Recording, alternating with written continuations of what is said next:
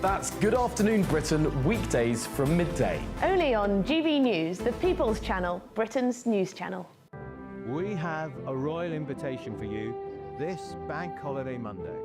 It's VE Day. We're going to be here at Buckingham Palace from dawn till dusk and at street parties all across the country. Join us for the pomp, the pageantry, the marches and the dramatic fly past. A day when we can all feel proud to be British. VE Day all day Monday and throughout next week. Only on GB News, the People's Channel. Britain's news channel. Hi, I'm Michelle Dewberry and my show is your opportunity to cut through all the noise and dive in headfirst to some robust debates. Ideas clash. Situation, because the failure is deliberately avoiding my point. Nothing's held back. And if you think this is the end of it, wait for more. And we do not shy away from the difficult stuff. Sometimes I want to shake people and say, if only you understood. So join me on Dubes & Co weeknights at 6 p.m. only on GB News, Britain's news channel. From the school run to the home run, watch a new show for all of Britain. He can say whatever he wants. A straight-talking show where all voices are heard. And, you know, when are we going to stop talking about smashing the gangs and actually do it? With the stories that matter from every part of our country. There's a bit of a crash landing there for your Chancellor. Bold, fearless and standing up for you. That's me, Martin Daubney, 3 p.m. till 6 p.m, weekdays, here only on GB News. The People's Channel, Britain's news channel.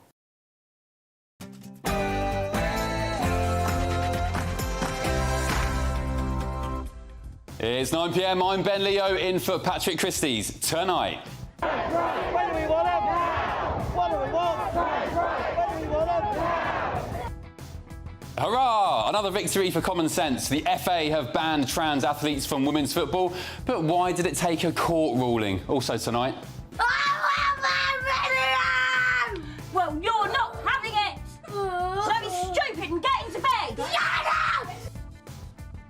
Oh dear. Is it ever okay to slap your children? That's tonight's debate. Elsewhere, the King shared a heartbreaking letter about his cancer experience. Is this the most vulnerable we've ever seen the monarch? Also tonight. Counter-terror cops are investigating the Belfast rap trio Kneecap. Very good. Plus... Is it not time to admit maybe you can pay for it that Smash the Gangs was nothing more than an election slogan and not a policy? And isn't it time to declare a national emergency? Will you get paid? Accordingly. Look at those muttering MPs behind Nigel Farage there, heckled as he tried to raise small boat crossings in Parliament. Do our politicians even care about mass uncontrolled migration? And millions have been voting today in local elections. There's 6 mayors and a crucial Westminster by-election all up for grabs. I'll be getting top analysis from our political editor, Christopher Hope, as soon as polls shut at 10 p.m. On my panel tonight, it's former Tory MP Anna Firth, the peer Lord Sean Bailey and the ex-Labour advisor Matthew Laza.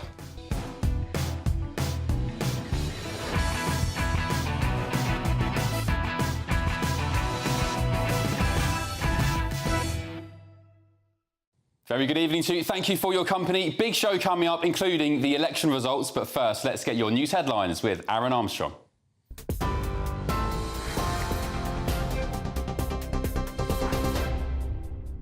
Thank you very much. Good evening to you. Our top stories. The English and Scottish FAs are banning transgender women from playing women's football from June the 1st. It follows last month's ruling in the Supreme Court that found the legal definition of a woman is based on biological sex.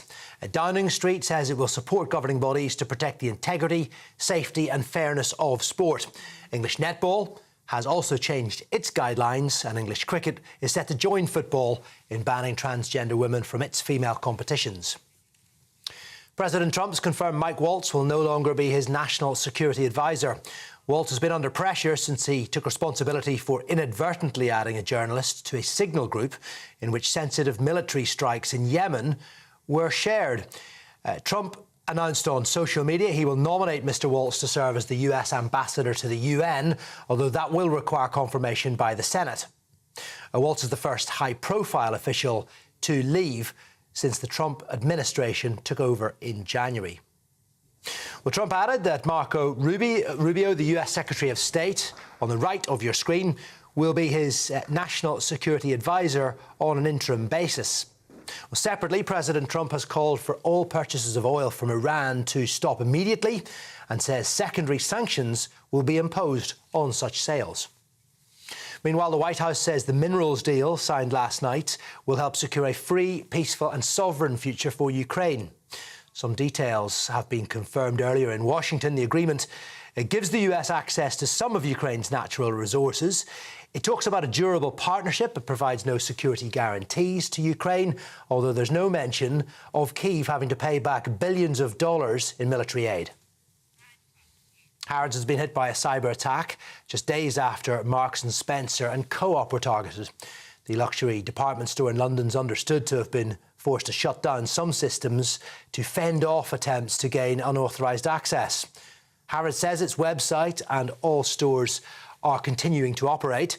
It does follow similar incidents, though, in recent days, linked to the hacking collective Scattered Spider. Counter-terrorist officers at the Met Police have opened an investigation into the Irish rapper's kneecap. They've had several concerts cancelled after footage emerged that appears to show band members calling for the death of MPs and appears to show one of its members shouting "Up Hamas, up Hezbollah." It is a crime to express support for banned groups in the UK. Kneecap said in a statement earlier this week they rejected any suggestion that they would seek to incite violence against MPs, and they say the videos have been taken out of context. A number of artists, including Fontaine's DC, Massive Attack, Pulp and Paul Weller have signed a joint statement in support of Kneecap. And the record for the UK's warmest start to May has been broken. Temperatures reached 29.3 degrees in London earlier. That was at Kew Gardens, beating the previous record of 27.4 in Scotland back in 1990. These pictures are from Primrose Hill and Regent's Park, where you can see people taking advantage of the good weather. The Met Office has also said the UK experienced the sunniest April since records began in 1910. Those are your headlines. More from me at 10 o'clock. For the very latest GB News direct to your smartphone, sign up to News Alerts by scanning the QR code or go to gbnews.com/alerts.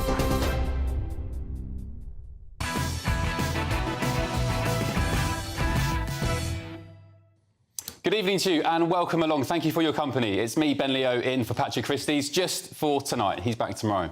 And of course, it was yet another victory for women's rights and common sense today after the Football Association finally announced that transgender women will no longer be able to play in women's football from June the 1st this year. The governing body stated that while its goal is to make football as inclusive as possible, its policy has always been subject to change in response to shifts in law. The FA's hand, let's be honest though, was forced by last month's Supreme Court ruling, which said that the term woman in the Equality Act refers only to a biological woman. And it's not just the FA. England Netball announced a ban, whilst the England and Wales Cricket Board are expected to formally follow suit tomorrow. Very good. But what about the two teenage footballers who were handed bans simply for asking if their opponents were trans recently? Will the FA be apologising to them, I wonder? I suspect not. And why did it take a court ruling for all this to happen in the first place? Trans athletes should never have been allowed in women's sport. I'm joined now by the Olympic swimming medalist, author and women's rights campaigner Sharon Davies. Sharon, thank you for your company once again on this matter. All the momentum seems to be on your side, I guess, your side of the argument. What's your reaction to today's decision by the FA? Obviously, really pleased, Ben. Good evening. Excuse me, I've had a glass of wine tonight. Not a cigar, but a glass of wine. Good on you. Sharon, yeah, sorry to interject. You deserve it. I said to you briefly last time, you and your comrades on the women's rights side of the argument have grafted. You especially, Sharon, when it was very unfashionable to do so years and years ago, I remember. And this is a victory for you today. Ben. Yeah. I mean, the IOC changed the rule in 2015 and it's been downhill since then. And what's crazy is obviously some sports like aquatics, rugby, athletics, volleyball, triathlon, they have protected the female category.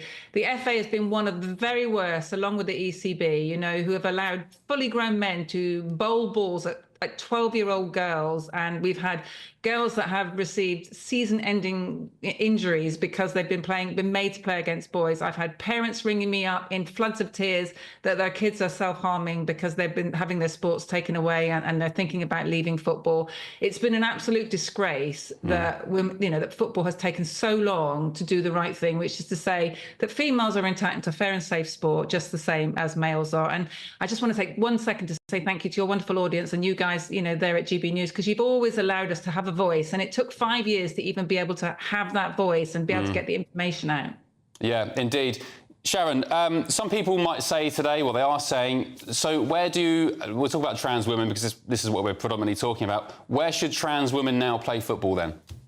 So trans-identifying males should play football with other males. It's as simple as that. And actually, what's so silly is that non-conforming females have been playing football with women forever and a day. And even at the Olympic Games last summer in Paris, we had a trans man, so that's a female who identifies as a man, in women's boxing. And nobody had a problem, providing that woman is not taking testosterone, which is illegal. Women do not care. They don't care what you call yourself, what you rock up wearing, who you identify as, providing it's a level playing field. And if women can do that, then so can men. So what men need to do is to be welcoming of trans-identifying men into their game, because nobody wants to be excluded from sport. I don't want to see anyone excluded from sport. I spent my whole life trying to promote people to be healthier and fitter and to be involved in sport. However, my first priority is to girls and women who deserve to have their equal opportunities. And when you know that we get such a small slice of the cake, we get less than 5% of the sponsorship dollar across the world, and you look at how much football is offered to men versus how much football is offered to women, and then for the last 10 years, we've been told we're not even allowed to have fair or safe football, so it has been a disgrace, and today has been a really, really good day, but there's still quite a lot of work to do. We still got to sort out the marathon. We still got to sort out park run. We still got to make sure that women can have access to their pools and their private spaces. So we're not going to rock up and give up. There's still quite a lot to do. What's the situation with park run? My 5-year-old boy did his first one at the weekend for the junior one. What's the situation with the adults one? Are they still refusing to put people into proper gender categories? What's the situation? Yeah, so at the moment, the women's category, anyone can identify as a woman whenever they want, and several of the old records are still held by males. What I don't get is, when we first started talking about this, I suggested to them, why don't you just add a couple of categories? Why don't you turn around and just go, right, here's a box saying trans man, here's a box saying trans woman, here's a box saying non-binary, here's a box saying cat, if that's what you want to be, who cares? Just tick the right box that makes you feel happy, and everybody run together on a Saturday, Sunday morning. But leave women their category free from men, and that's what they don't do. And that's all that anyone has ever asked for, really, is just that fair category. There was lots of other options, but women's sport was disposable, and that was the thing which broke my heart, really, when women have made such big strides in the world of sport. Yeah. Sharon, look, well done. Enjoy. What were you drinking? G&Ts, did you say, or wine? No, it was a sneaky wine. Wine. Enjoy. You deserve it. Thanks, Sharon Davies.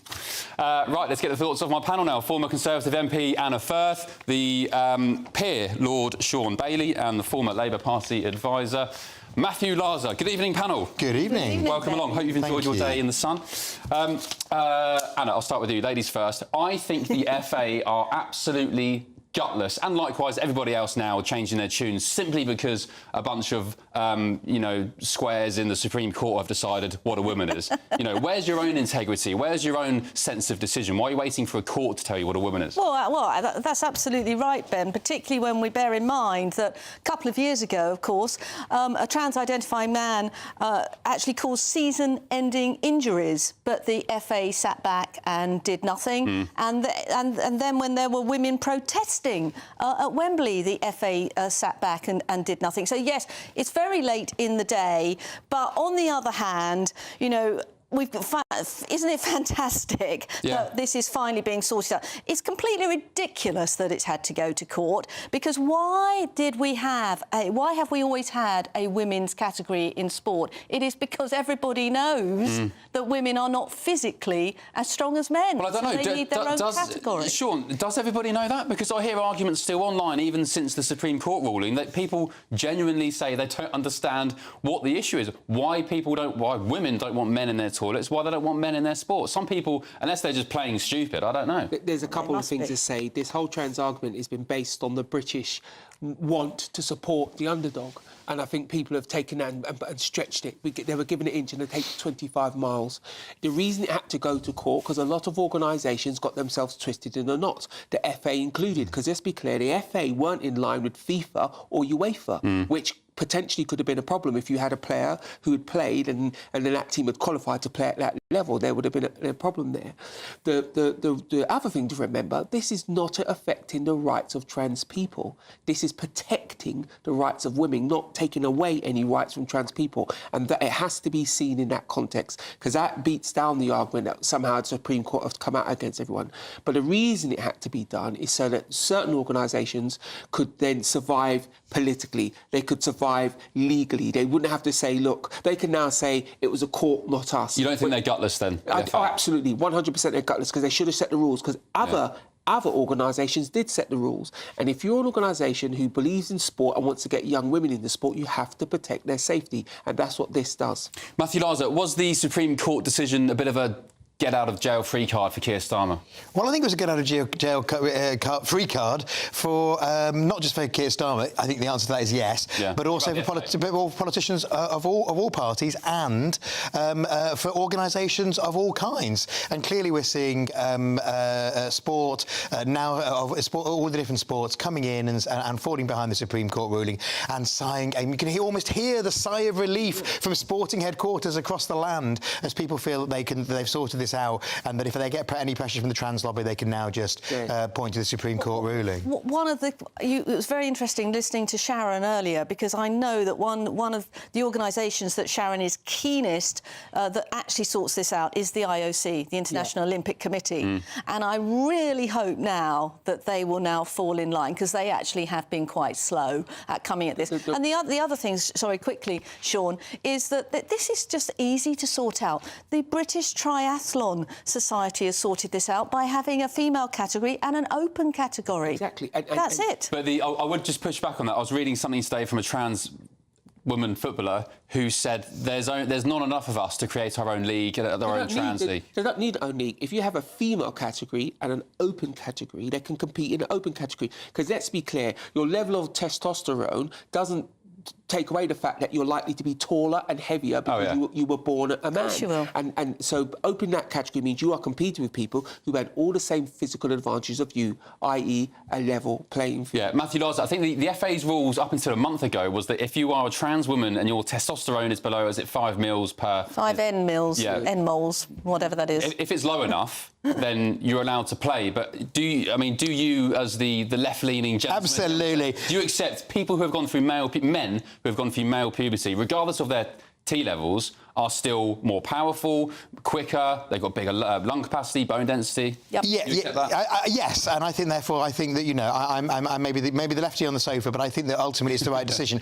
I would say I think it is difficult for trans people who want to play in sports where there aren't mixed categories. In Netball, England say that anybody's welcome in the mixed category, which makes obvious sense with the new rules. Some sports don't tend to play mixed, including football. I think it's difficult for those people. I have to say, I don't think it's the biggest issue facing sport. I mean, if you look at English football, we don't have a single-out gay man in the men's professional in any of the men's professional teams. We've had one in history. There's one guy who is on the books of Blackpool Town and came out. Blackpool FC came out and is now playing in the non-league. But in the four main leagues, there is nobody, which is an interesting contrast to women's sport, where there are lots of out and proud lesbians, including right at the top of the England team.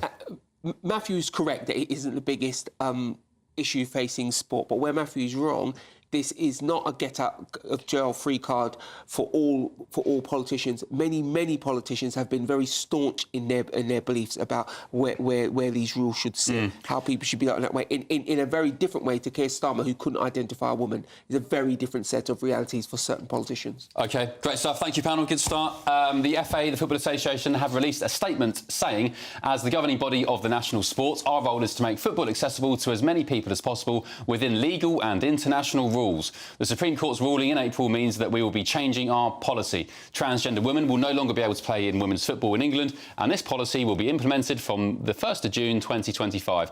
We are contacting the registered transgender women currently playing to explain the changes and how they can continue to stay involved in the game.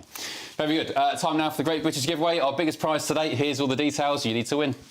You could be spending your summer in style, on the road in this brand new Alnag Baron 560 motorhome, courtesy of Marquis Leisure. Imagine the fun you could have in this luxurious home from home worth over £67,000. It sleeps 4, comes with integrated kitchen and bathroom spaces, and comfortably has space for all the family. And if that wasn't enough, we'll also give you £5,000 in tax-free cash to make your next getaway a great one. It's our biggest prize package ever, and it could be all yours. For another chance to win the lot, text WIN to 63225. One entry costs £2.50 plus one standard network rate message. Or text BONUS to 63225. 5 entries cost £5 plus one standard network rate message. Go to gbnews.com/win. Entries start at £2.50. Call 0903 686 3232. Calls cost £2.50 plus your network access charge. Or post your name and number to GB13 PO Box 8690 Derby DE1 9TT. UK only. Entrance must be 18 or over. Lines close at 4 p.m. on the 6th of June. Please check the closing time if listening or watching on demand. Good luck. Very good luck to you. Coming up next. Well, you're not having it! So be stupid and get into bed! Did she call her stupid there, that mother? Sean's saying don't be stupid. Former First Lady Michelle Obama has reignited a ferocious debate after she admitted spanking her own daughters. So is it ever OK to smack your kids? I'd argue, based off watching that, I don't think it's ever OK to really scream at your kids like that. Anyway, that's next.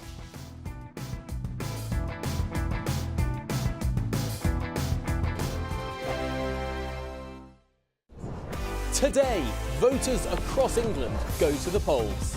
In a series of council elections, mayoral elections, and one crucial by-election. They'll vote on the local issues that matter to them and let the parties know where they stand. We'll be here throughout the night, live around the country, as the first results come in. And from 6 a.m, as it all becomes clearer, we'll be here to discuss what it means for you. Vote 2025, the people decide, from 11 p.m. tonight. Only on GB News, the People's Channel, Britain's news channel. From the school run to the home run, watch a new show for all of Britain. So he can say whatever he wants. A straight-talking show where all voices are heard. And, you know, when are we going to stop talking about smashing the gangs and actually do it? With the stories that matter from every part of our country. There's a bit of a crash landing there for your Chancellor. Bold, fearless and standing up for you. That's me, Martin Daubney, 3 p.m. till 6 p.m, weekdays, here only on GB News. The People's Channel, Britain's news channel. Good Afternoon Britain isn't just about us. The wonderful thing about this programme is it's about everyone watching. It's an interactive programme. Well, there absolutely is something to see here, and we're going to be talking about it more. Whether it's breaking royal news, Please bring us up to date. or indeed a particularly punchy speech in the House of Commons, Very, very curious. we bring it to you live, and then we bring you live reaction as well. That's Good Afternoon Britain, weekdays from midday. Only on GB News, the People's Channel, Britain's news channel. Mornings don't have to be tiresome, especially if you have the right company. Wake up to news as it happens, opinion and debate, and of course, a little bit of entertainment too. Because when the kettle's on, we're on. That's Breakfast on GB News, a show worth waking up for. Every morning from 6 a.m. Only on the People's Channel, Britain's news channel. We'll spread the news, you spread the word. The royal family is an enduring symbol of tradition, unity and pride for Britain. At GB News, we celebrate what makes this country great. In our new royal newsletter series, you can join me, Cameron Walker, for Inside the Palace, an exclusive look every week that takes you beyond the gates and brings you the very latest from those at the heart of the monarchy. Never miss a royal moment again. Sign up now. Go to gbnews.com/royal newsletter and get the latest straight to your inbox. I'm Christopher Hope. From pop stars to politicians, I'll interview anybody in a pub who's got a political opinion. Join me every Friday on Spotify, Apple Podcasts, YouTube or gbnews.com, or wherever you get your podcasts. This is GB News, the People's Channel.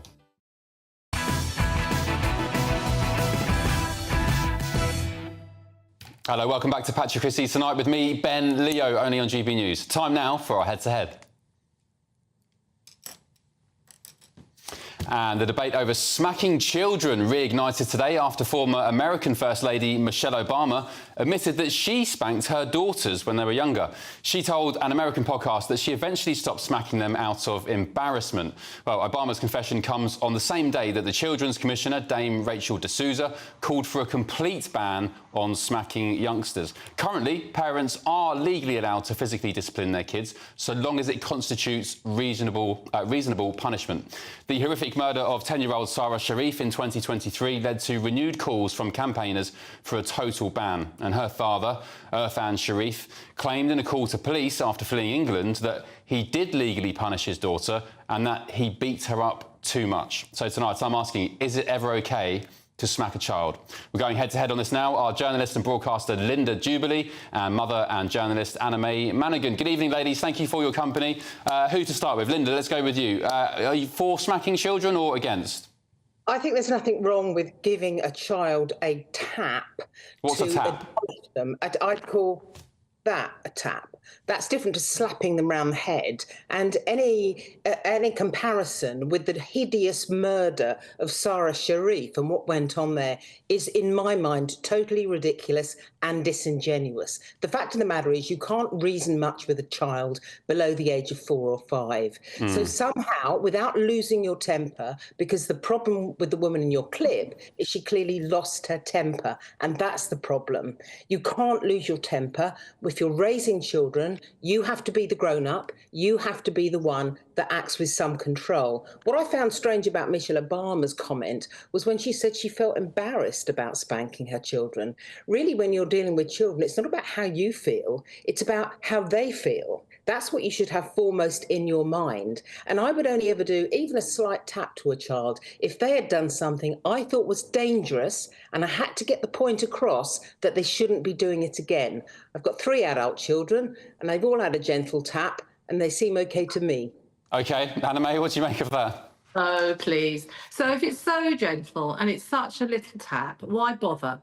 Why bother? Why don't you use another method, like an adult method, like speaking to them or punishing them or disciplining them a different way? Have you got a smackometer under your She's got you there, Linda. Why bother if it's just a tap? No, because a small child can completely tell when you're displeased with them, and the tap... Without you striking them. I think it worked for me, and I was at the polling station tonight, so I did a little straw poll with lots of other mothers who were hanging about. Yeah. And they've all said the same thing, that they all raise their children with that kind of admonishment. And the fact is, I think it was. No, it's not an admonishment. Slap someone around the head. You're dressing it up. One at a time. Let me hear from Anna. Anna. Shall I finish what I'm saying? I'm sorry, if I just correct you, it's Anna May, actually. But Anna May, sorry. Can I finish what I'm saying? Well, you've said it all twice, so I've heard it once already. No, You've got children. You've resorted to using your hands to sanction them, which the smallest person in the house, would you go to your neighbour if you disagreed with them and give them a thump? Have you got a smackometer under the stairs so you know exactly how hard you're hitting them? It shows a lack of intelligence. It shows lazy, shortcut parenting, that you would use your hands to sort your children out. And this, I spoke to everyone else, it's okay. Well, that's okay. Let's hope they're not doing worse things to their kids, and you can all agree on that as well. It just makes no sense. Experts, someone much cleverer than me and you, I'm guessing, say it's bad for their development, it's bad for their future relationships, it's bad for their peer group relationships. Well, Anna May, can I interject? Can I interject? Yeah. I would never hit my children physically, but I wouldn't necessarily call for a total ban. I think parents should be able to parent how they like. I was given the wooden spoon as a kid. My mum, once or twice, as far as I recall, I got the wooden spoon on the back of the bum in the kitchen. Okay. I mean, so I grew up not wanting to hit my kids. I don't think I'm particularly damaged by it. Yeah, that's right. This is the old, it didn't do me any harm. That's what they used to say when they sent kids up chimneys, isn't it? But we stopped that as well. Okay. You need to use our and I'm not saying that children aren't extremely frustrating. I've got 4 kids, 6 grandchildren, and I'm telling you, they test me to the extreme, but not so much that I become a savage and smack them. There are better ways and kinder ways and more adult ways to sanction them. Linda, you're a savage if you want to hit children, and also I think previously she said it's. Did you say it's lack of intelligence, Anna-May? I said it's lazy. She said I lacked intelligence, actually. Linda? I think she said I lacked intelligence, but I don't think I do. I have a very, very good relationship with my 3 children. One of them ran the marathon for charity this week despite a lifelong leg injury. I'm absolutely certain I gave him a tap on the wrist, and sometimes once I can remember in a department store actually having a little slap round the legs. Nothing happened to any of those.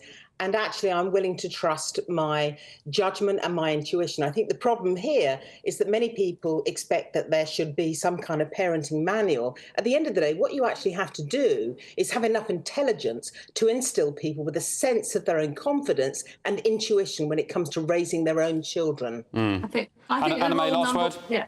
Rule number 1 of parenting is do not lose your cool. Do not harm your child, either emotionally or physically. And I can't believe that somebody in this 2025 will come on television and defend smacking. Smacking hurts, and it hurts because you need to deter them from doing something. Why not kiss them or tickle them then, if it's only a tap? Anna-May, if I may say, I mean, as I said, I've never hit my kids. I have shouted at my eldest child, who's 5, properly shouted maybe once, and I felt terrible about it. But to say don't ever emotionally harm your children, it's just impossible. I don't think you'll find any parent in the world who hasn't once emotionally, unintentionally even, harmed their child. It's just impossible. No, you agree with that? But what do they do when they go to school? If you settle differences with a child by smacking them, then what happens when they go to school? Do you agree with shouty of the child, Anna-May? It's okay for teachers to smack them. Is it okay? No, because they're not their parent. Family? No, so it's special for a parent to smack the person they love the most in all the world. Smack your partner then. Next time. Well, I don't know. I'd argue sometimes. As I said, I'd never smack my kids, but I'm not going to judge others. But sometimes you need tough love, you know. Change the law, and then they'll be judged elsewhere in the court, not by me. Okay, fascinating debate. As I said just one word. I think, as I said at the outset of this, I think that it doesn't really work once a child reaches the age of reason, which would be when they go to school. But I think, if a child learns, Anna-May, I'm talking. If a child touches... Oh, you're going to smack me if I'm naughty. All right, we'll call time this. Linda Jubilee, thank you very much, journalist and broadcaster, and Anna-May Manigan, mother and journalist. Thank you very much. It's been a long day. I've been on the beach all day in the sun. One quick your say on this. I had it. Where's it gone? Bren, you said there's always one who cannot understand the difference between a tap and a beating. That's why we have kids running around with no respect for anything. Yeah, there we go. Thank you very much for that. Coming up, the King shared a heartbreaking update on his cancer battle. Royal Insider and editor-at-large of the Mail on Sunday, Charlotte Griffiths, joins me next with all the key details. Back in a tick. I hope it doesn't rain. Don't worry about it. It'll spoil our holiday. Relax, we're totally covered. All Clear Travel Insurance sponsors GB News travel destinations forecast. Well, the UK has the warm, sunny weather. There's more rain to come in Spain and Portugal. Fine conditions across much of Italy. A few showers across the eastern Mediterranean. Generally dry for the Canaries, but not particularly warm yet. Wet and windy weather sweeping into Portugal and across mainland Spain, although many of the southern costas of Spain dry and sunny. Certainly plenty of sunshine for Italy, Sardinia and Corsica. A few showers over Cyprus and Turkey. Temperatures will be rising in the Canaries over the next few days.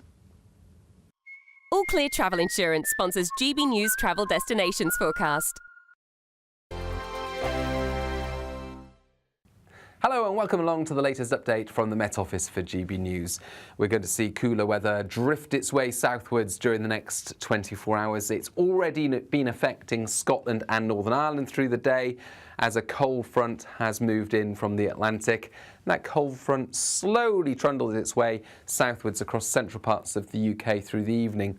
Always the chance of a shower or thunderstorm across parts of mid Wales into the Midlands ahead of that cold front. And a marked temperature contrast overnight because of the cooler air arriving from the northwest, but the warmth remaining in the south. In some parts of southern and southeast England, temperatures remaining in the mid-teens, whilst further north across northern England, Scotland and Northern Ireland, we start the day with low to mid-single figures.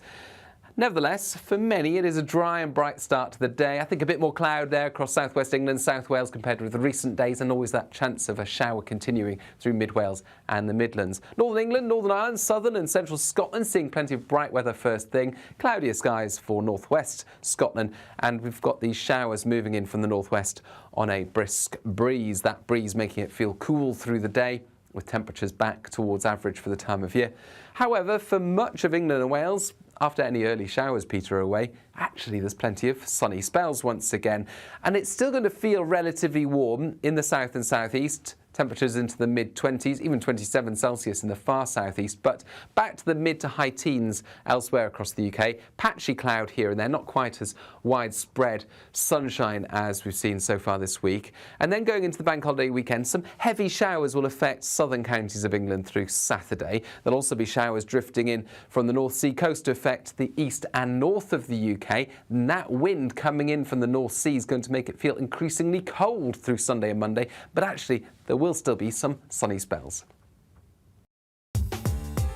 I'm Christopher Hope. From pop stars to politicians, I'll interview anybody in a pub who's got a political opinion. Join me every Friday on Spotify, Apple Podcasts, YouTube or gbnews.com, or wherever you get your podcasts. This is GB News, the People's Channel. This is Britain's Newsroom, where your voice matters. It's just astonishing. With expert analysis and honest opinion, we don't just keep you informed. We bring you unique perspectives you won't see anywhere else. Can't argue with any of that. When the news happens, it happens here. On Britain's Newsroom, weekdays from 9:30 a.m. Only on GB News. In the GB Newsroom, we bring you the news as it happens. With our team of dedicated journalists across the UK, we're ready to keep you up to date with what's happening every half an hour, every single day. Bulletins here on GB News, the People's Channel, Britain's news channel.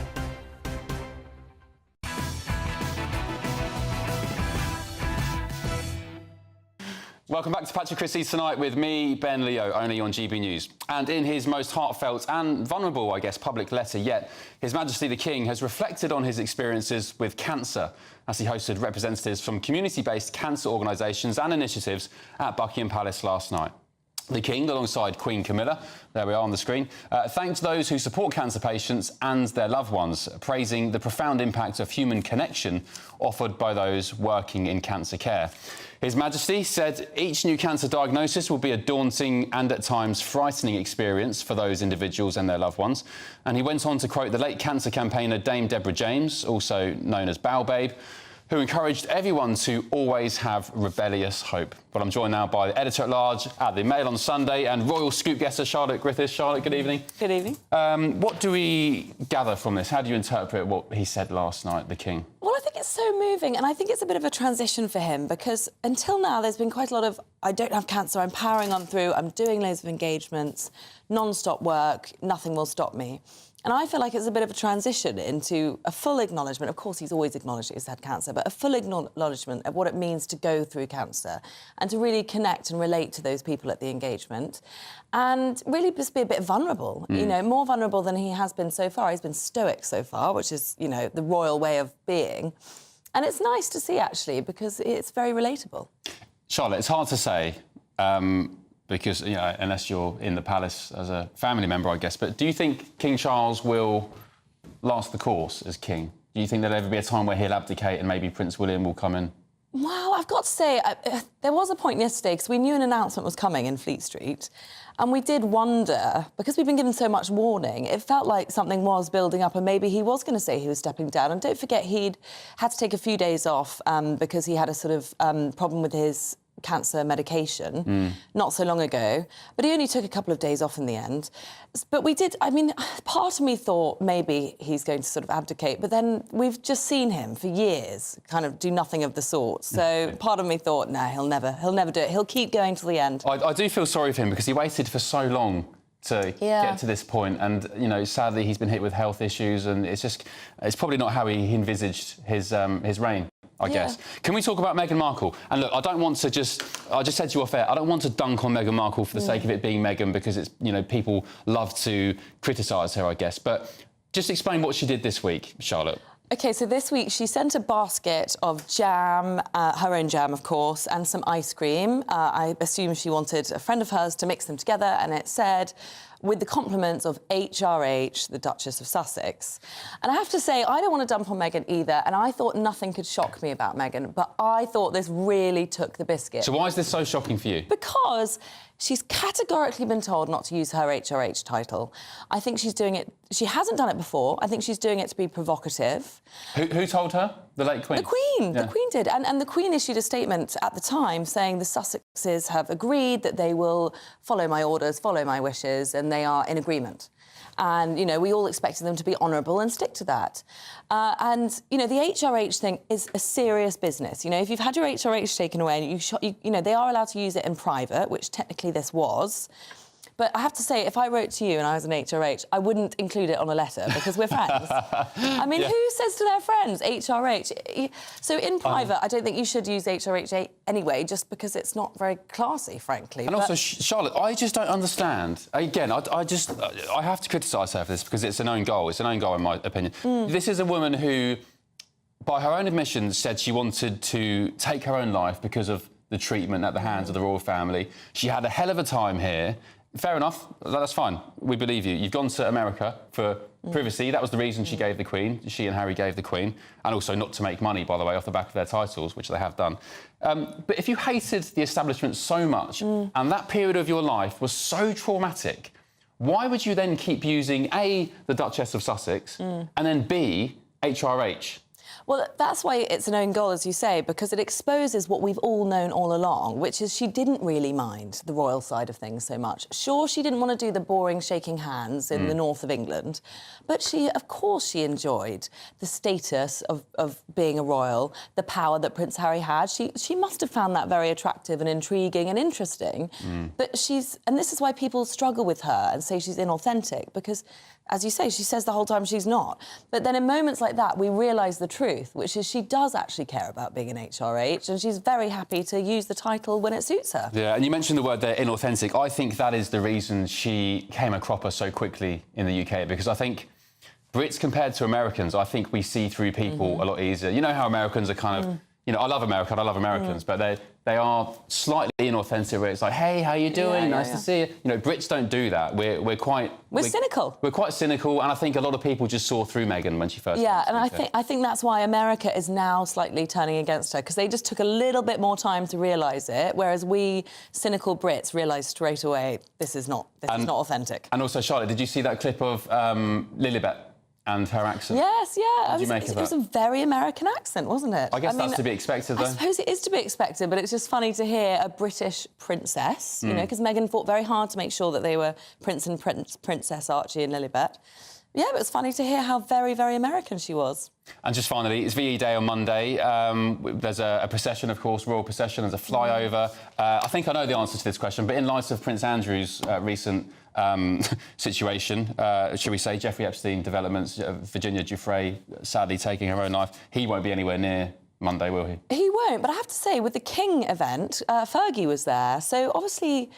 I mean, you know, it's not like Andrew would have ever been invited to that. But there is a link there between Charles and Fergie, and Fergie still lives with Andrew, so they're not completely severed, Andrew and Fergie, but there's no way that Andrew will be at the VE Day. Fergie's not living in Royal Lodge, is she? Fergie's living in Royal Lodge, yeah. With Andrew? Yeah. But they're separated still? But they're separated, but they're incredibly, incredibly close. So the fact that she was at the Buckingham Palace event shows that, I suppose, that Charles isn't completely so furious that he's willing to cut her off. Yeah. But then again, she has been through cancer herself, so she had every right to be there. Well, but I'm afraid Andrew doesn't have any right to be at the VE Day celebrations. No, indeed. Good thing, good thing. Charlotte Griffiths, thank you so much. And actually, I'm looking forward to VE Day. We're a massive do on GB News. We're down at the Mall. We're all across the country. You're going to be here, I think? Yeah. Yeah, it's going to be one of those occasions where we really appreciate sort of the pomp and ceremony and the identity of Britain. So I'm looking forward to it. Charlotte Griffiths, thank you very much. Really appreciate it. That was the editor-at-large of the Mail on Sunday, Charlotte Griffiths. Right, coming up next.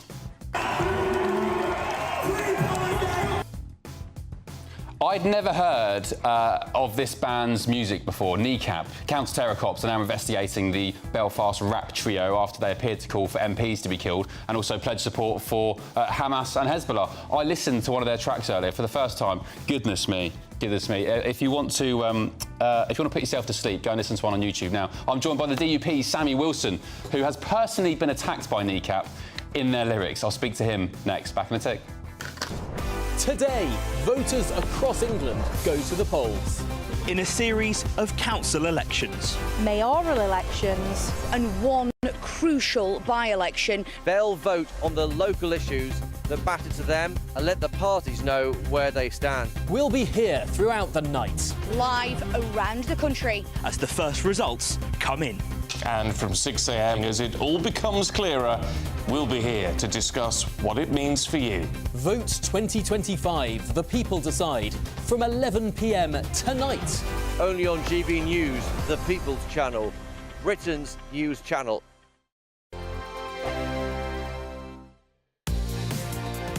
Mornings don't have to be tiresome, especially if you have the right company.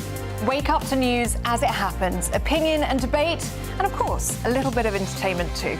Because when the kettle's on, we're on. That's Breakfast on GB News, a show worth waking up for. Every morning from 6 a.m. Only on the People's Channel, Britain's news channel. We'll spread the news, you spread the word. GB News Breakfast. Every day from 6 a.m.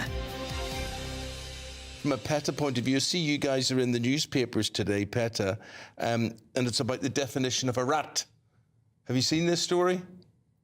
Yeah, I have indeed. And, you know, rats are individuals. And, of course, we want everyone to respect all animals. But one point I would like to raise is that, you know, we mention animals who are going extinct. There are over 2,000 species right now that are on the endangered list. Well, rats and there are won't be one thousands of them. more. Well, you know, rats are important as well, but we're here to talk about, you know, the dire wolves. And it's important to point out that we need to think about what's going to happen to these animals once they're released back into the wild, because this is really complicated. Yes, and we need to remember that humans don't have a good track record of our treatment of wolves. Thousands are being culled as we speak due to perceived overpopulation problems. So why are scientists trying to bring back more of these animals when their cousins are being blasted out of their homes? It doesn't make sense, and we need to focus our efforts on protecting animals that are already here. I get that. Just to say, a rat, according to the Cambridge Dictionary, is a small rodent. The noun can mean also an unpleasant person who deceives others or is not loyal. And you guys think that's unfair to rats and you want it redesignated and redescribed. And I don't know if James Cagney would appreciate with you, you know, because I think when he was going, you dirty rat, I don't think that he was really wanting anybody kind or nice coming to him or whatever, but that's historic film. Well, look, this is a completely friendly request, and we want to encourage everyone to respect all animals. Rats are lovely creatures, they're intelligent, and they're actually very clean. So, you know, this was a friendly request to the Oxford Dictionary just to right a simple wrong. Okay. GB News, the People's Channel. We have a royal invitation for you this Bank Holiday Monday. It's VE Day. We're going to be here at Buckingham Palace from dawn till dusk and at street parties all across the country. Join us for the pomp, the pageantry, the marches and the dramatic fly-past. A day when we can all feel proud to be British. VE Day all day Monday and throughout next week. Only on GB News, the People's Channel. Britain's news channel.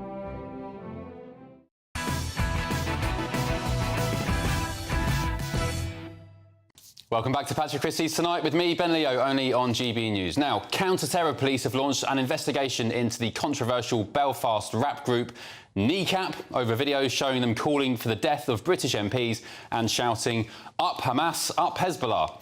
The rap trio sparked widespread outrage when a video emerged appearing to show one person from the band saying, "The only good Tory is a dead Tory. Kill your local MP," at a gig in November 2023.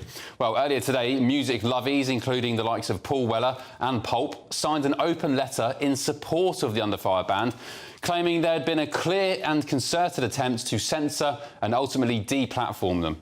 Well, I'm joined now by Chief Whip of the DUP, Sammy Wilson. Sammy, good evening. Thanks for your company.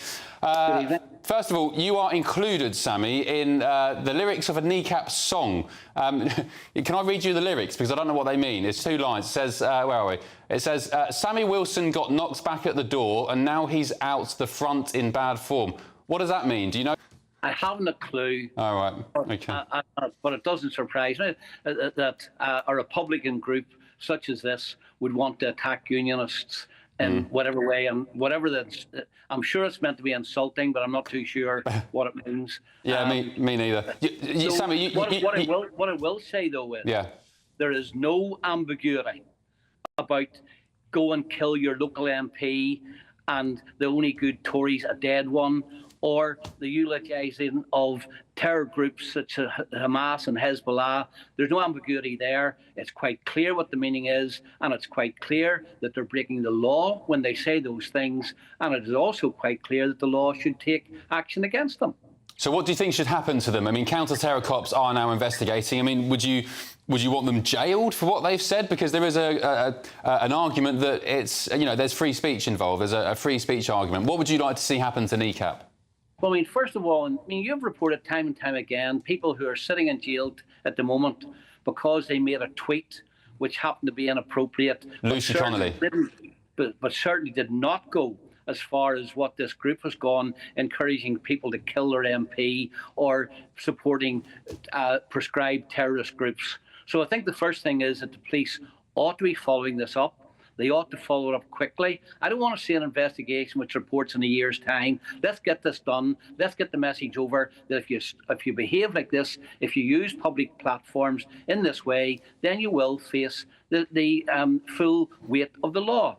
And if the charge which is put against them is the kind of charge which Keith Starmer now believes you should go to jail for, then they should go to jail. Yeah, Sammy, you're quite right. You know, you mentioned people in prison for tweets and so on. I'll say again, because she's one of the most controversial or most known cases, Lucy Connolly, the woman who wrote a tweet after the Southport riots, deleted it 4 hours later, serving 2.5 years in prison. So it does make you wonder, doesn't it, Sammy, when you've got people literally calling for the death of MPs. I mean, it's two-tier, to say the least. Sammy, you said that Kneecap are the musical wing of Sinn Féin. What do you mean by that? Well, because Sinn Féin glorify terrorism on a weekly basis, right from their public representatives in the Northern Ireland Assembly, right from the First Minister downwards. They go to funerals, they go to commemorations for terrorists, they talk about how wonderful these people were. And, you know, these young lads from West Belfast have learnt their trade from the politicians who represent them. And in that sense, I said that they were the musical wing of Sinn Féin. And I believe that the kind of message that they put up, the kind of anti-Brit, kind of hate message which they're putting forward is what we have been hearing from Sinn Féin for a long time. And don't forget, of course, while they want Brits out, they're quite happy to go to court to fight for £14,000 worth of British money to promote their brand. So, I mean, their anti-Brit slogan and their anti-Brit beliefs can be bought over once it comes to money. Yeah, Sammy, that's the name of the tune, actually, that you're mentioning, Get Your Brits Out. I listened to it earlier. I thought, look, if I'm going to be talking about Kneecap, I'm going to have to listen to some of their songs. And I listened to Get Your Brits Out, which you are mentioned in. And goodness me, have you heard any of their music, Sammy? No, I haven't, no. It's not the kind of music I would tend to... Come on, not even the song you're mentioned in, surely. Out of curiosity, must have got the better of you. No, it hasn't got the better of me. I think I've better things to do in the time, and I think my musical taste will be much different than the kind of stuff they produce. So I do, but I do think it is good to have seen that when this was raised in the House of Commons, right across the House, people were appalled by it, and I hope that sends a message out to the authorities, and I hope that there's not an attempt. And I noticed what you said in your introduction, all these lovies saying that this is only free speech and everything else. I guarantee that if some right-wing group had come out with a song about gays or about some other minority group who these lovies adore, that they would have been calling for blood tonight. And that's a kind of hypocrisy. It's okay to call for and don't forget, there are weak-minded people, angry people, demented people, twisted people out there who, when they hear this kind of thing, sometimes they go and actually put it into action. And we have plaques in the House of Commons showing that MPs actually died as a result of weak-minded people or people who are twisted in some way going out and acting on the words that they heard. All right, Sammy Wilson, thanks very much. And you are right, Winston Marshall, the former Mumford & Sons player who is now a podcaster, he tweeted, "None of these artists stand for freedom of expression. None of them have shown support for Morrissey, J.K. Rowling, MIA, who have spoken out against progressive orthodoxy." So, yeah, quite right. Sammy Wilson, thank you for your company tonight. Thank you. In a statement, NECAP said, "Let us be unequivocal. We do not and have never supported Hamas or Hezbollah. We condemn all attacks on civilians, always. It is never okay. We know this more than anyone, given our nation's history. We also reject any suggestion that we would seek to incite violence against any MP or individual, ever. And an extract of footage deliberately taken out of all context is now being exploited and weaponised as if it were a call to action. To the Amos and Cox families, we send our heartfelt apologies. We never intended to cause you hurt." Yeah, interesting debate. To be honest, counter-terror cops involved. I don't really care about this band. I heard their music earlier. They just seem so inane. The thing that makes me scratch my head, though, is they have so many fans. Did you see that video of them at Coachella in America from last month? Tens of thousands of people. A few messages on your say. Alex Johns, you said, "They're not songs. Songs have tunes. There are no tunes in rap. It's just infantile poetry set to a beat from a cheap drum machine."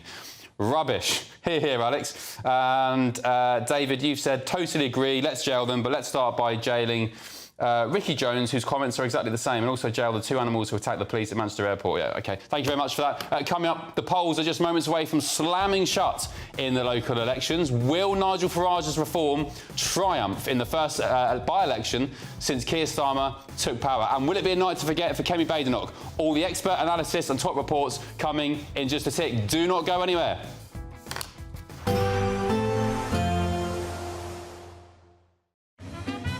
A positive outlook through the night will power through to a bright day ahead. Boxed Home Battery Storage, sponsors of weather on GB News. Hello and welcome along to the latest update from the Met Office for GB News. We're going to see cooler weather drift its way southwards during the next 24 hours. It's already been affecting Scotland and Northern Ireland through the day as a cold front has moved in from the Atlantic. That cold front slowly trundles its way southwards across central parts of the UK through the evening. Always the chance of a shower or thunderstorm across parts of Mid Wales into the Midlands ahead of that cold front. And a marked temperature contrast overnight because of the cooler air arriving from the northwest, but the warmth remaining in the south. In some parts of southern and southeast England, temperatures remaining in the mid-teens, whilst further north across northern England, Scotland and Northern Ireland, we start the day with low to mid-single figures. Nevertheless, for many, it is a dry and bright start to the day. I think a bit more cloud there across southwest England, South Wales compared with the recent days, and always that chance of a shower continuing through Mid Wales and the Midlands. Northern England, Northern Ireland, southern and central Scotland seeing plenty of bright weather first thing. Cloudier skies for northwest Scotland, and we've got these showers moving in from the northwest on a brisk breeze. That breeze making it feel cool through the day, with temperatures back towards average for the time of year. However, for much of England and Wales, after any early showers peter away, actually there's plenty of sunny spells once again.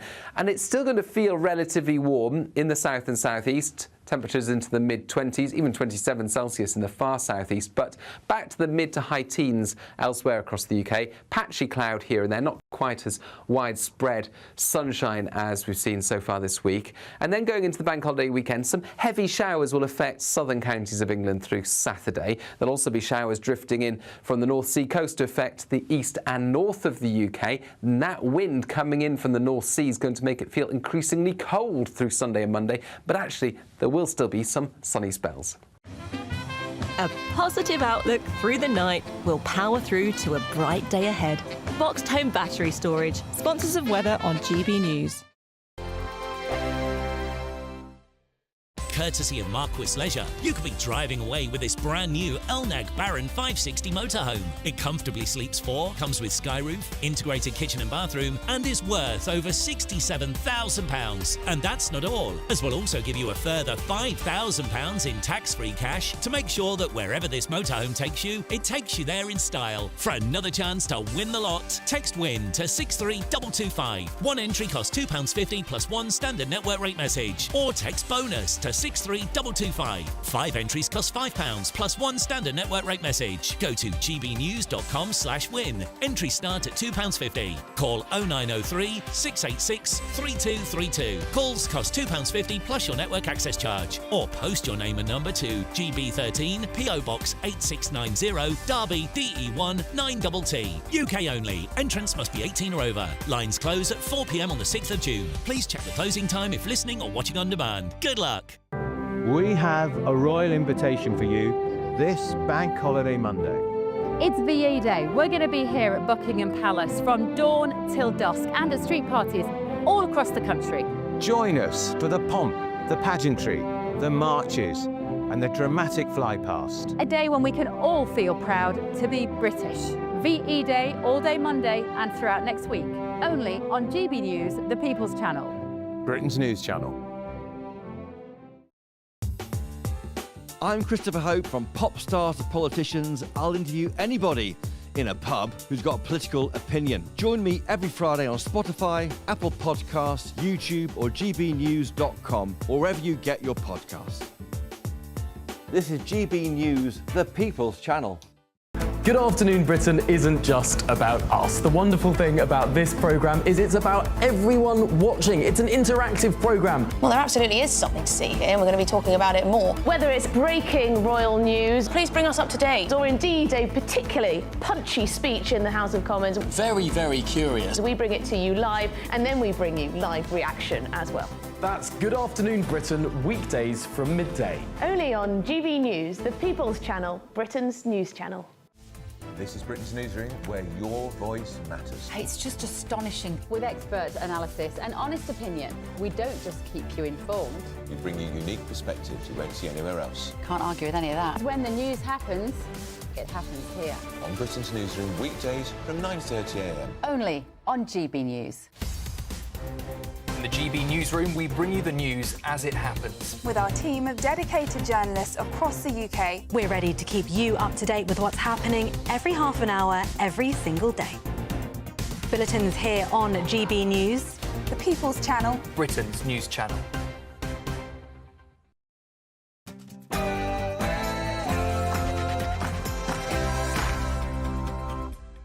It's 10 p.m. I'm Ben Leo covering for Patrick Christys. Tonight, the moment we've all been waiting for. Polls have just slammed shut in local elections. We'll be live up and down the country to bring you the results as they come in.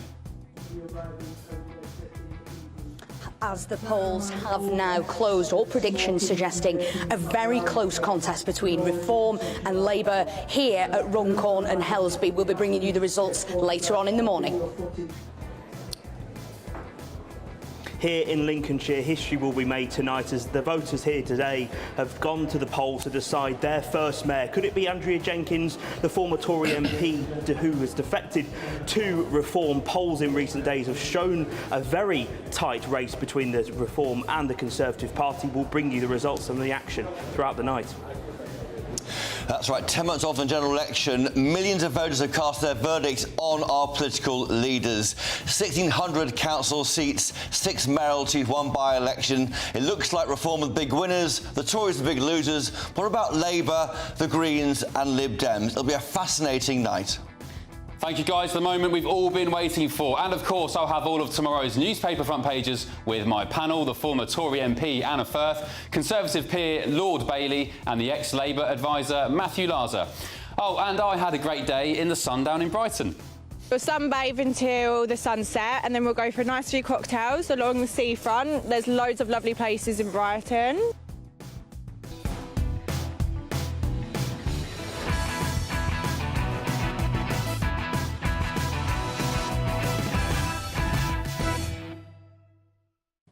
I had a great time, obviously, by that clip. And, of course, the sun was out as well, which is why I'm looking a little bit tan. Anyway, big hour coming up. The polls have slammed shut. It's the moment we've all been waiting for. Do not go anywhere. Top analysis from our reporters all over the country. First, though, let's get your news headlines with Aaron Armstrong.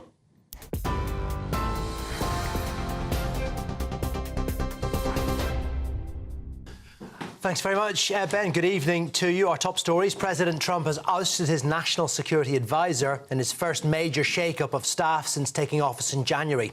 Mike Waltz has been increasingly vulnerable after it emerged he inadvertently added a journalist to a Signal group chat on which high-profile officials shared information and commented on planned airstrikes against the Houthis in Yemen. The Iran-backed group's been attacking shipping in the Red Sea since the beginning of the war in Gaza.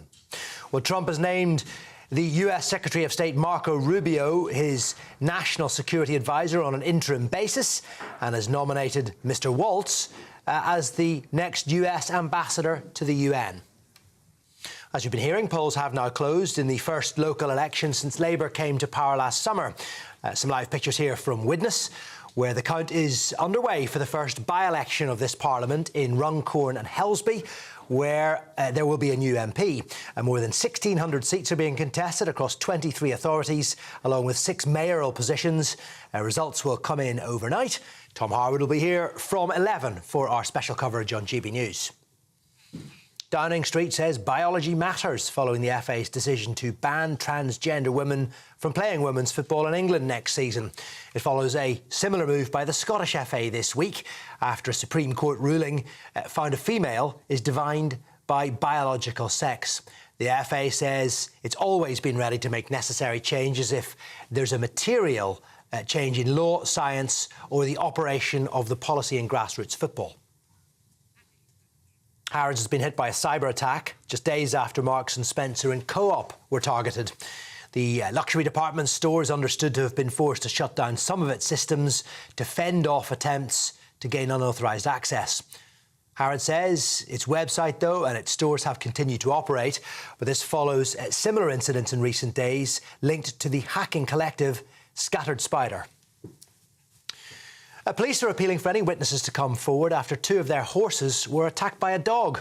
It happened in Shepherd's Bush Green on Monday around midday. Now, the little dog repeatedly tried to bite the horse's legs while the owner struggled to get it under control. It was eventually stopped by members of the public. Thankfully, Yvonne and Snaffles, the horses, are recovering well at their stables. Just minor injuries to them. The officers were unharmed.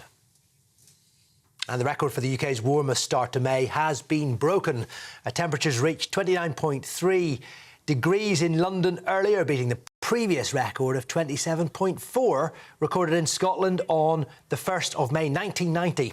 These people here in Primrose Hill and Regent's Park, as you can see, taking full advantage of the good weather. But it is not expected to last for the whole bank holiday weekend, I'm afraid. Cooler temperatures coming in from tomorrow. Those are your headlines. More from me at 11 o'clock.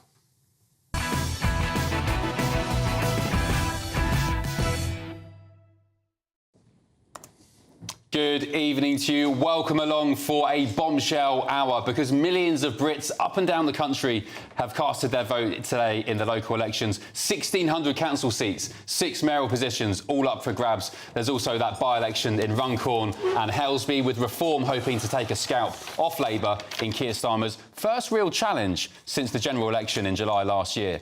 The polls are now shut. The results are expected within the next few hours. And I'm joined in the studio now by our political editor, Christopher Hope. Christopher, welcome along. A pivotal hour and indeed a couple of days coming up. Huge. 10 months after the general election. This is the aftershock of that election earthquake, but not in the way you might expect. The landslide Labour won there. You'd have thought they should be holding on and, in fact, gaining on seats. That's unlikely today. We're looking at the forecasting from Lord Hayward, Robert Hayward. He's saying plus or minus 25 council seats, 1,600 up for grabs across the board. But the Tories are the big losers, down maybe 500 or so. Reform, the massive winner, maybe up 400, 450 seats. Lib Dems plus 70 or 80 and Greens doubling to 80. So it's a story of Tories being pegged back today on the councils and also Reform doing well. But that's all tomorrow afternoon, really, because before that we have the Runcorn-Helsby by-election. That's tonight, and also we've got 3, I think, mayoralties declaring, notably Lincolnshire, which looks like a Reform gain, but we don't know yet.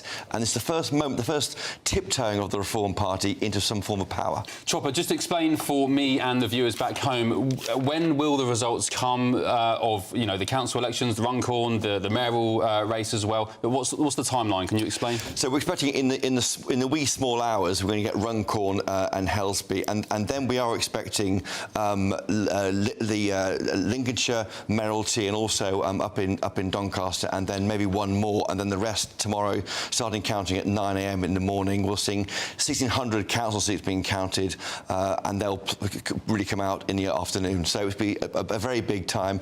We're expecting big news, I think, from Reform UK. Already we're seeing spinning from the Tories. They are telling us that the Gambling Commission investigation into 15 former officials and former MPs, announced by them by the Gambling Commission during the campaign, had a real problem on the doorstep. It cut through in a way no one was expecting. Yeah, no one was talking about it really in the media. What do you think of that, Chopper? What's your personal I think take? They're saying to me, I'm only reporting what they're saying to us, Ben, they are saying that a lot of voters said, same old Tories, nothing's changed despite the new leader, but they are in a bind here. They're being eaten away by a huge shark called Nigel Farage. Yeah, indeed. OK, and what is the headline race here? All eyes on what? Runcorn? What's going to set the precedent for the days ahead? Runcorn is the big story overnight, because it looks very, very tight. You heard there from Sophie Reaper, it looks like it could go either way. And we're looking there at the counting about to start taking place up in Runcorn and Helsby. And also watching that mayoralty, which Andrea Jenkin looks like she should win, and also probably maybe one in Doncaster too. And Nigel Farage gave an interview yesterday saying he thinks Hull is in the bag. He thinks there's a good chance for Dame Andrea Jenkins in Lincolnshire, and he actually thinks as well, most likely, he wasn't as committed as, say, Hull, but most likely Runcorn is in the bag as well. Yes, well, he is bullish. We asked him in our interview yesterday for GB News, what's your plan next? Will you start doing deals if you start holding control in councils? He says he will, but on his terms. His terms are a Doge-style experts going in, cutting non-core costs, he would see it, and spending money in the ways that Reform wants. So I think we're about to see the first test of governing for, frankly, a protest party. Indeed, yeah. He said he would work with, or Reform councillors would work with Tory councillors, and though, surprisingly, Chopper, Labour councillors as well, if as you said. But that does happen already, by the way, at local level. Yeah. But a test here for Reform particularly. OK, let's go live to GB News reporter Sophie Reaper, who's at the... excuse me. All the excitement's got me. Who's at the count in Runcorn and Helsby. Sophie, good evening. What's the atmosphere like there? The count is on.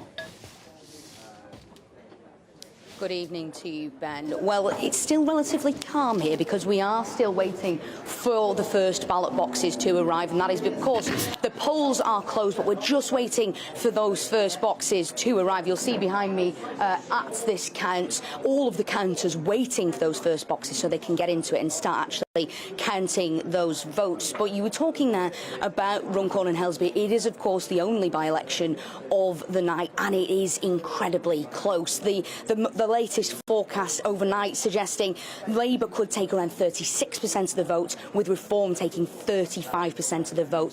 So it is really, really tight for this particular by-election. So it could go either way. And one crucial issue that has been debated and discussed to try and garner those votes here in Runcorn and Helsby has been, of course, immigration. The candidate for Reform, Sarah Pochin, taking a typically Reform stance on immigration, which left the Labour candidate, Karen Shaw, with no choice but to perhaps take a harder line than one might have expected. And in fact, we have heard in the last couple of weeks that a migrant hotel in or close to this constituency will now be closed, perhaps showing that Labour, as the government, are able to make changes that perhaps voters here in this constituency would like to see. Now, of course, we're saying it is very close here in this particular constituency, but one voice that's always controversial is the leader of the Reform Party, Nigel Farage, and that's something we've already seen here today. He is a Marmite kind of character. You either love him or you hate him, and here already today outside the count for Runcorn and Helsby, we've already seen some people who perhaps have the latter approach. Here's what we saw a little bit earlier on. Get clear! Refugees are welcome here! Nigel Farage, we know you! You're a racist through and through! Nigel Farage, we know you! You're a racist through and through! Nigel Farage, we know you! You're a racist through and through!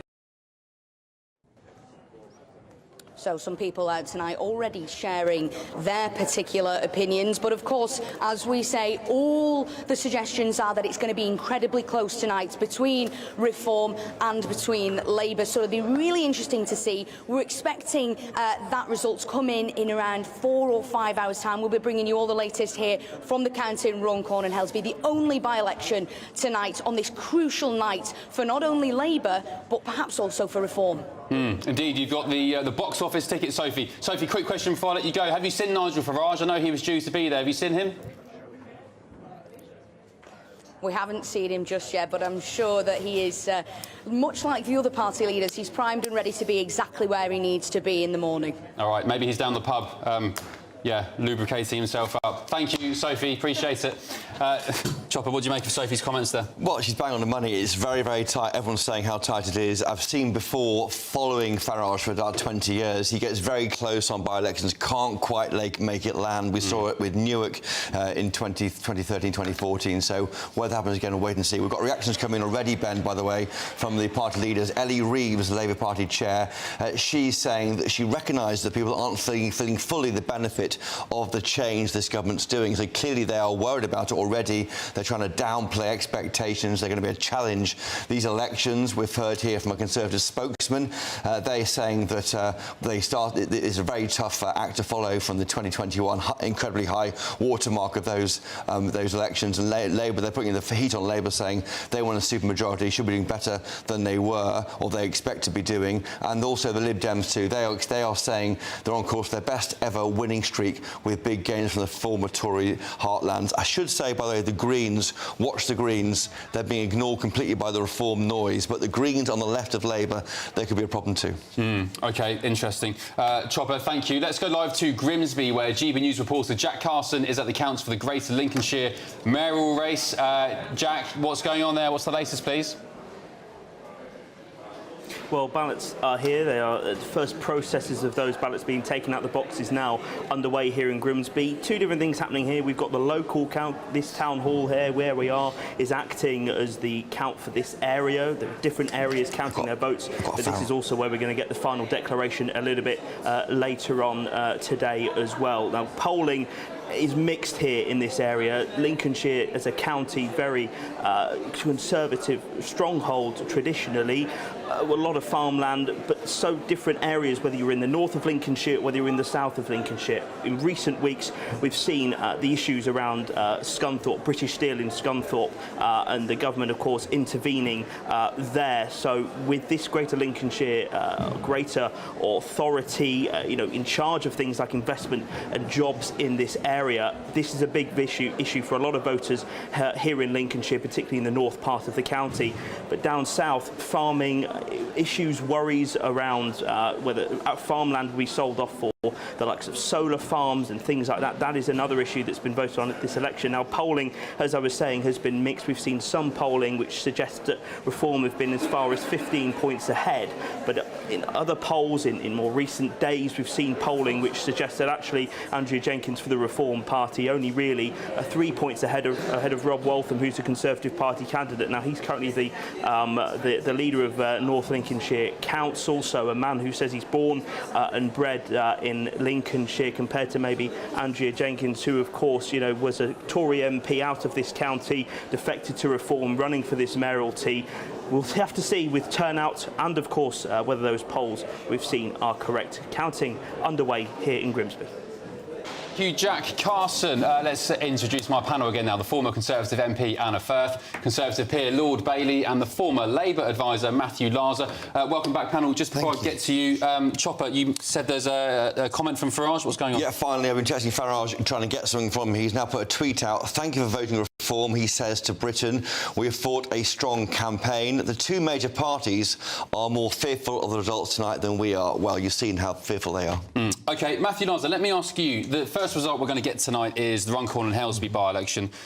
Very, very tight, neck and neck. What will Labour and Sir Keir Starmer, the Prime Minister, do if they lose that by-election? Will they change tact? Will they change strategy? How pivotal is it for the government? Well, I'm not sure that it alone will lead to a change of strategy. I think what we've already seen is Labour worried about Reform even before these votes are cast. I mean, you saw Sophie there talking about this issue around the hotels being used for migrants in and around the constituency. I think this will be a reminder that Labour really has to sort out the migration problem, sort out the use of hotels.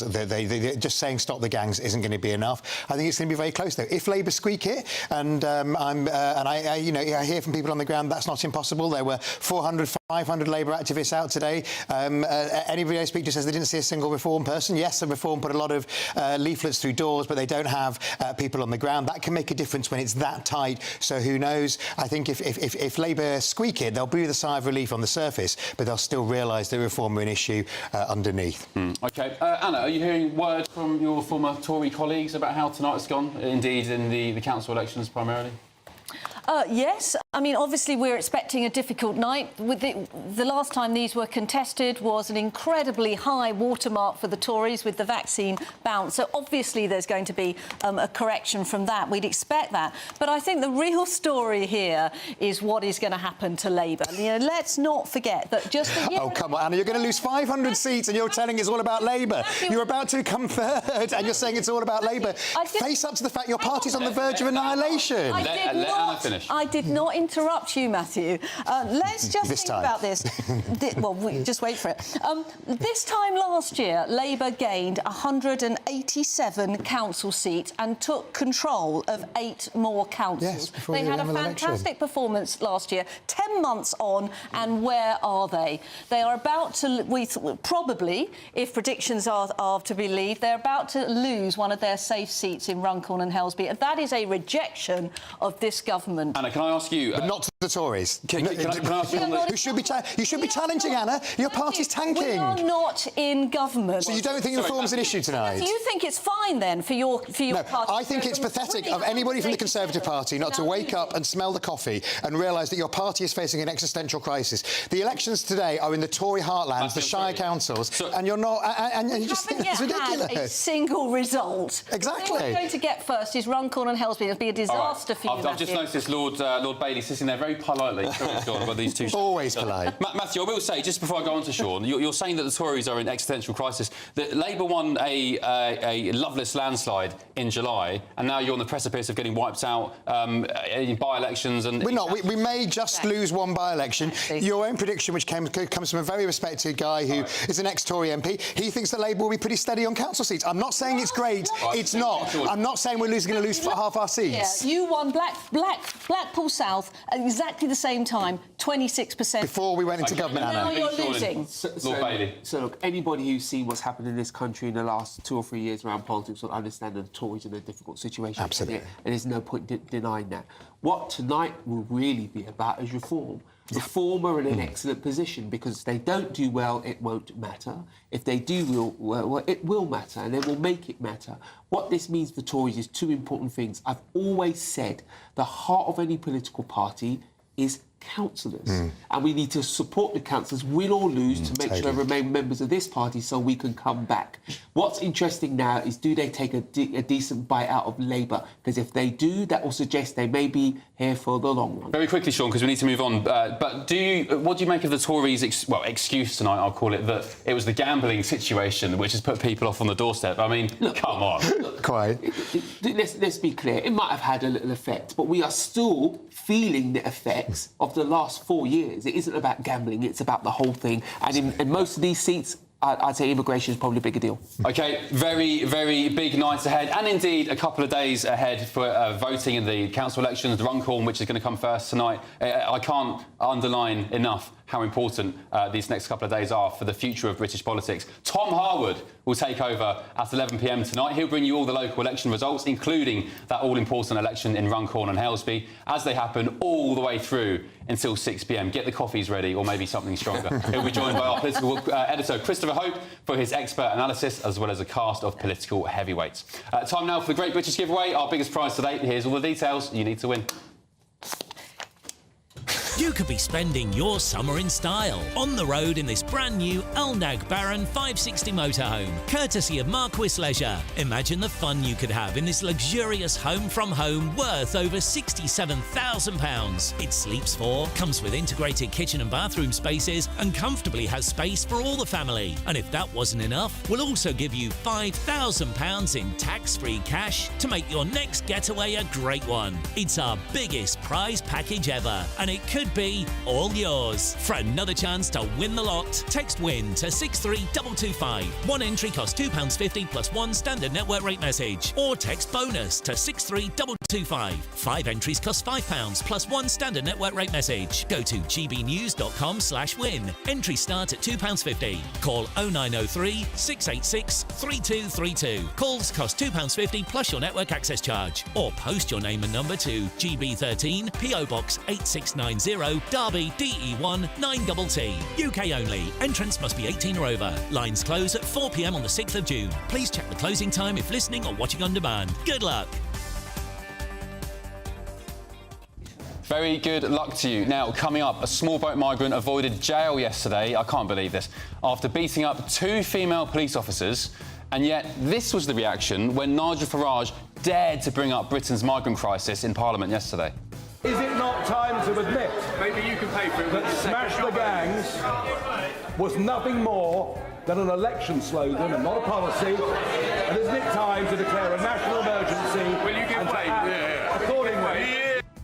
And goodness me, lots of you asking earlier who that muttering MP was behind Nigel Farage. It was Max Wilkinson, the Lib Dem MP. I mean, come on, he's probably never stepped foot near a migrant hotel in his life. I'm asking the question tonight, are our politicians in complete denial when it comes to our broken borders? Stick with me, back in a tick.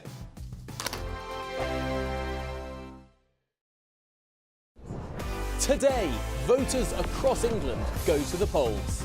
In a series of council elections. Mayoral elections. And one crucial by-election. They'll vote on the local issues that matter to them and let the parties know where they stand. We'll be here throughout the night. Live around the country. As the first results come in.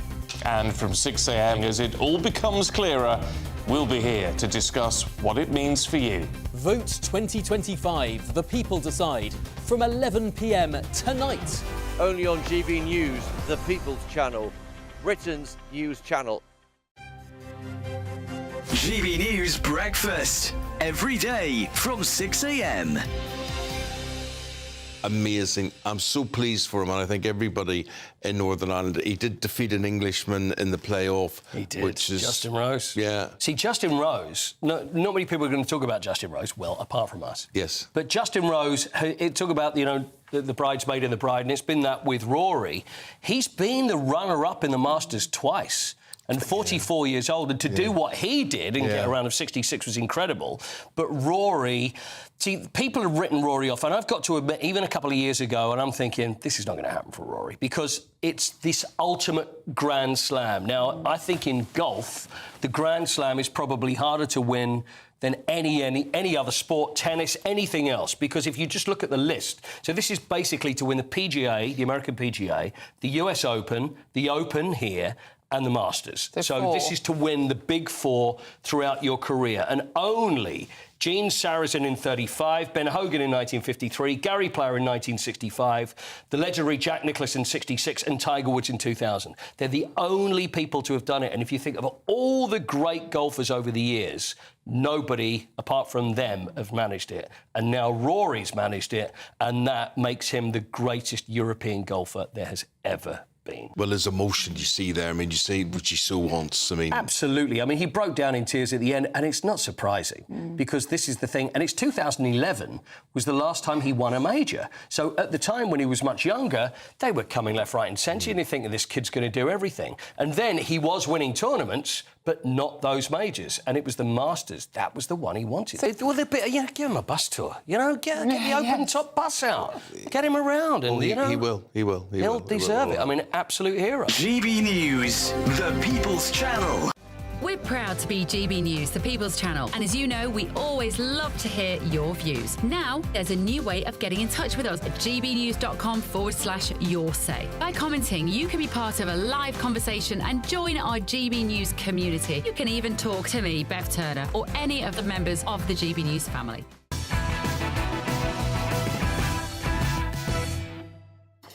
Hello, welcome back to Patrick Christys tonight with me, Ben Leo, only on GB News. Now, a detailed analysis of all tomorrow's newspaper front pages is coming up very shortly. But first, get this and brace yourselves. A small boat migrant has avoided jail after repeatedly attacking 2 female police officers outside a bar in Bournemouth earlier in April. Teriku Hadgu, who arrived in the UK on a small boat 3 years ago, was handed just a 16-week suspended sentence, i.e. he walked free from court. He was told by the judge that his brain was not fully formed. This guy's 20 years old, by the way. And just yesterday, in a separate case, a Ghanaian migrant won a human rights claim to remain in the UK after arguing that he's too traumatised by getting COVID to return to his home country. That's despite the Home Office previously rejecting many asylum claims in the years before COVID was even a thing. And meanwhile, just listen to the response here of Reform UK leader Nigel Farage when he raised the issue in Parliament yesterday. 10,000 young, undocumented males have illegally crossed the English Channel into our country, a 40% increase on this time last year. Is it not time to admit that Smash the Gangs was nothing more than an election slogan and not a policy? And isn't it time to declare a national emergency and to act accordingly? I've got to say, that clip of those muttering MPs behind him really just grinds my gears. As I keep saying over the past 24 hours, I doubt any of them, sitting there muttering and shaking their heads, have ever stepped foot near a migrant hotel. Well, I'm joined once again by my panel, former Tory MP Anna Firth, Conservative peer Lord Bailey and the former Labour Party advisor Matthew Larser. Let's start with you again, Anna. There was a separate story which I didn't mention there. Another one. I mean, as Brenda from Bristol would say, another one? Iranian sex toy smuggler wins the right to stay in Britain after claiming his X-rated job would see him jailed back home. What's going on here? Well, I mean, that is absolutely ridiculous, isn't it? I mean, you couldn't make it up. I mean, an excuse like that. I mean, just stop doing it then, basically, is the answer to that one, isn't it? The problem we've got here is that our immigration judges seem to be making decisions which are against common sense and, frankly, beggar belief. And in the same way that we have a sentencing council that is supposed to give out sentencing guidelines so we get some consistency with sentencing, I honestly think we're getting to the point when we're going to need to have someone looking at consistency of these decisions. Yeah, Lord Bailey, I called on X yesterday for an inquiry into these immigration judges because, to me, these decisions seem profoundly anti-British and completely lacking in common sense.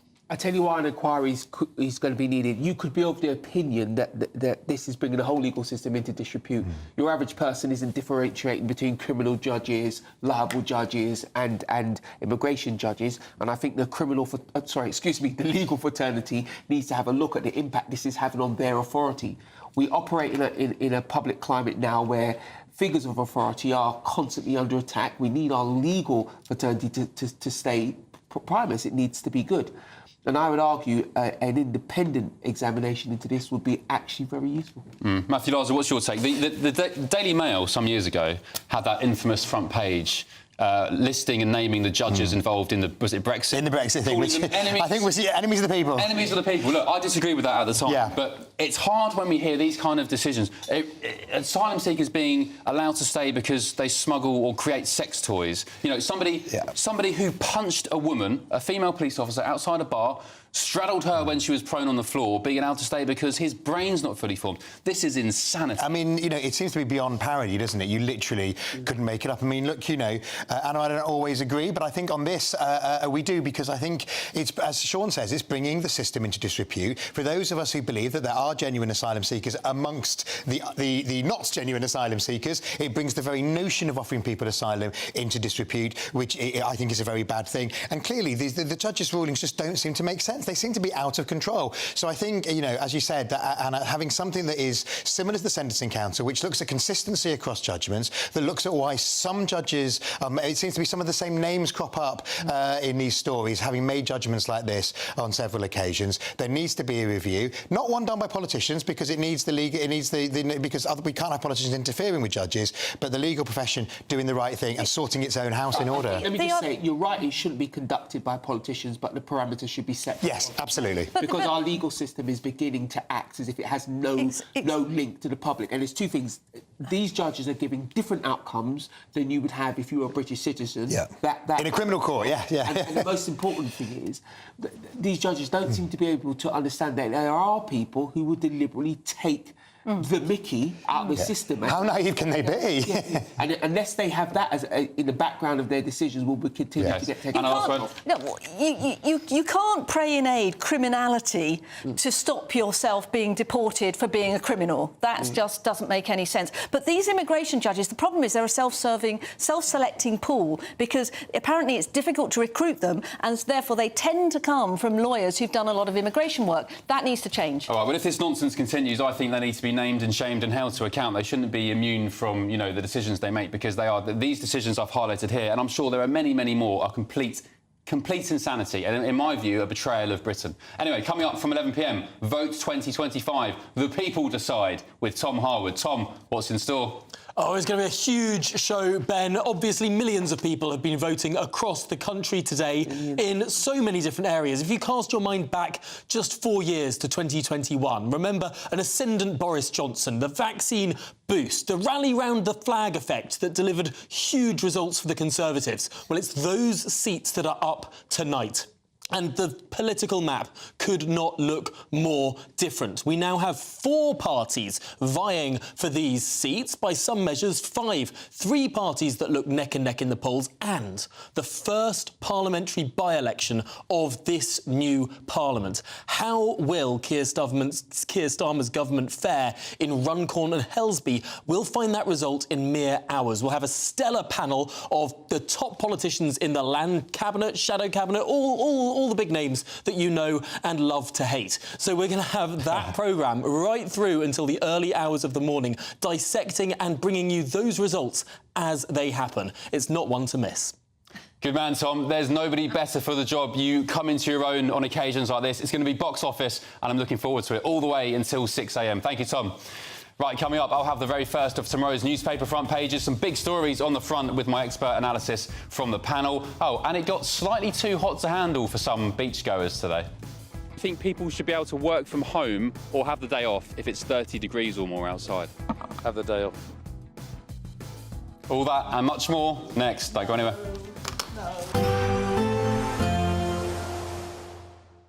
I forecast a perfect holiday in the sun. Weather looking good then? For sure, and no worries about our travel insurance. All Clear Travel Insurance sponsors GB News Travel Destinations Forecast. Well, the UK has the warm, sunny weather. There's more rain to come in Spain and Portugal. Fine conditions across much of Italy. A few showers across the eastern Mediterranean. Generally dry for the Canaries, but not particularly warm yet. Wet and windy weather sweeping into Portugal and across mainland Spain, although many of the southern costas of Spain dry and sunny. Certainly plenty of sunshine for Italy, Sardinia and Corsica. A few showers over Cyprus and Turkey. Temperatures will be rising in the Canaries over the next few days. All Clear Travel Insurance sponsors GB News Travel Destinations Forecast. Hello and welcome along to the latest update from the Met Office for GB News.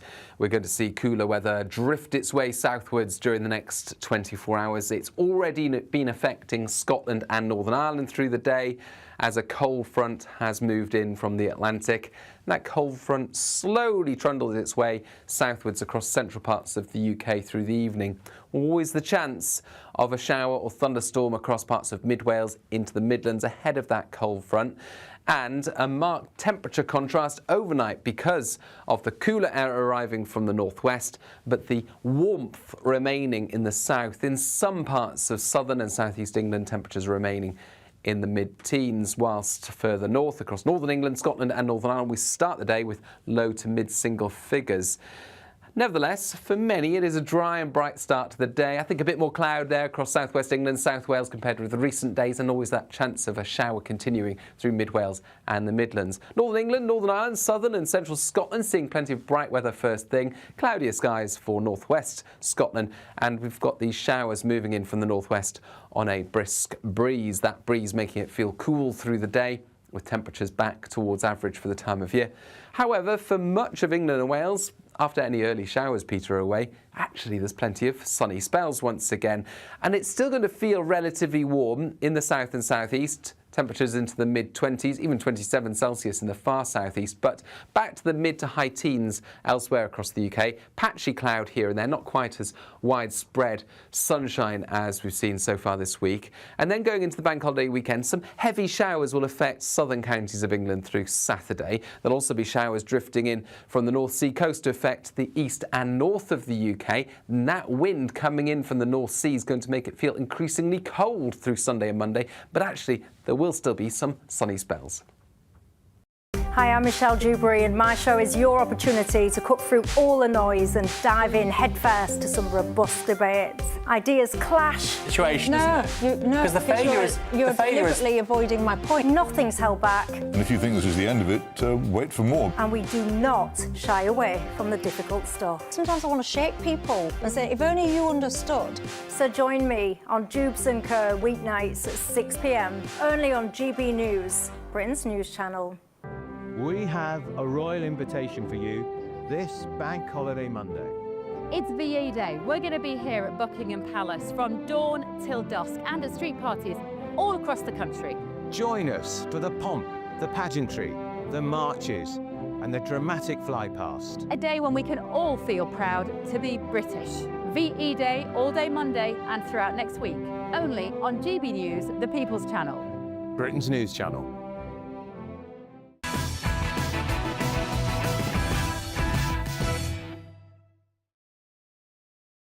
Ben Leo, only on GB News. The first newspapers are in. Let's take a look at the front pages, starting with the Metro. The headline reads, hottest May of the years. 28 degrees yesterday. It was a record. And apparently last month, April, was the sunniest since records began in 1910. But I suppose that's only since records began. Who knows what happened hundreds of years ago. And it was a great day on Brighton Beach, as I'll tell you very shortly. The I newspaper. UK care worker visa crackdown as Labour tries to stop vanishing migration scam.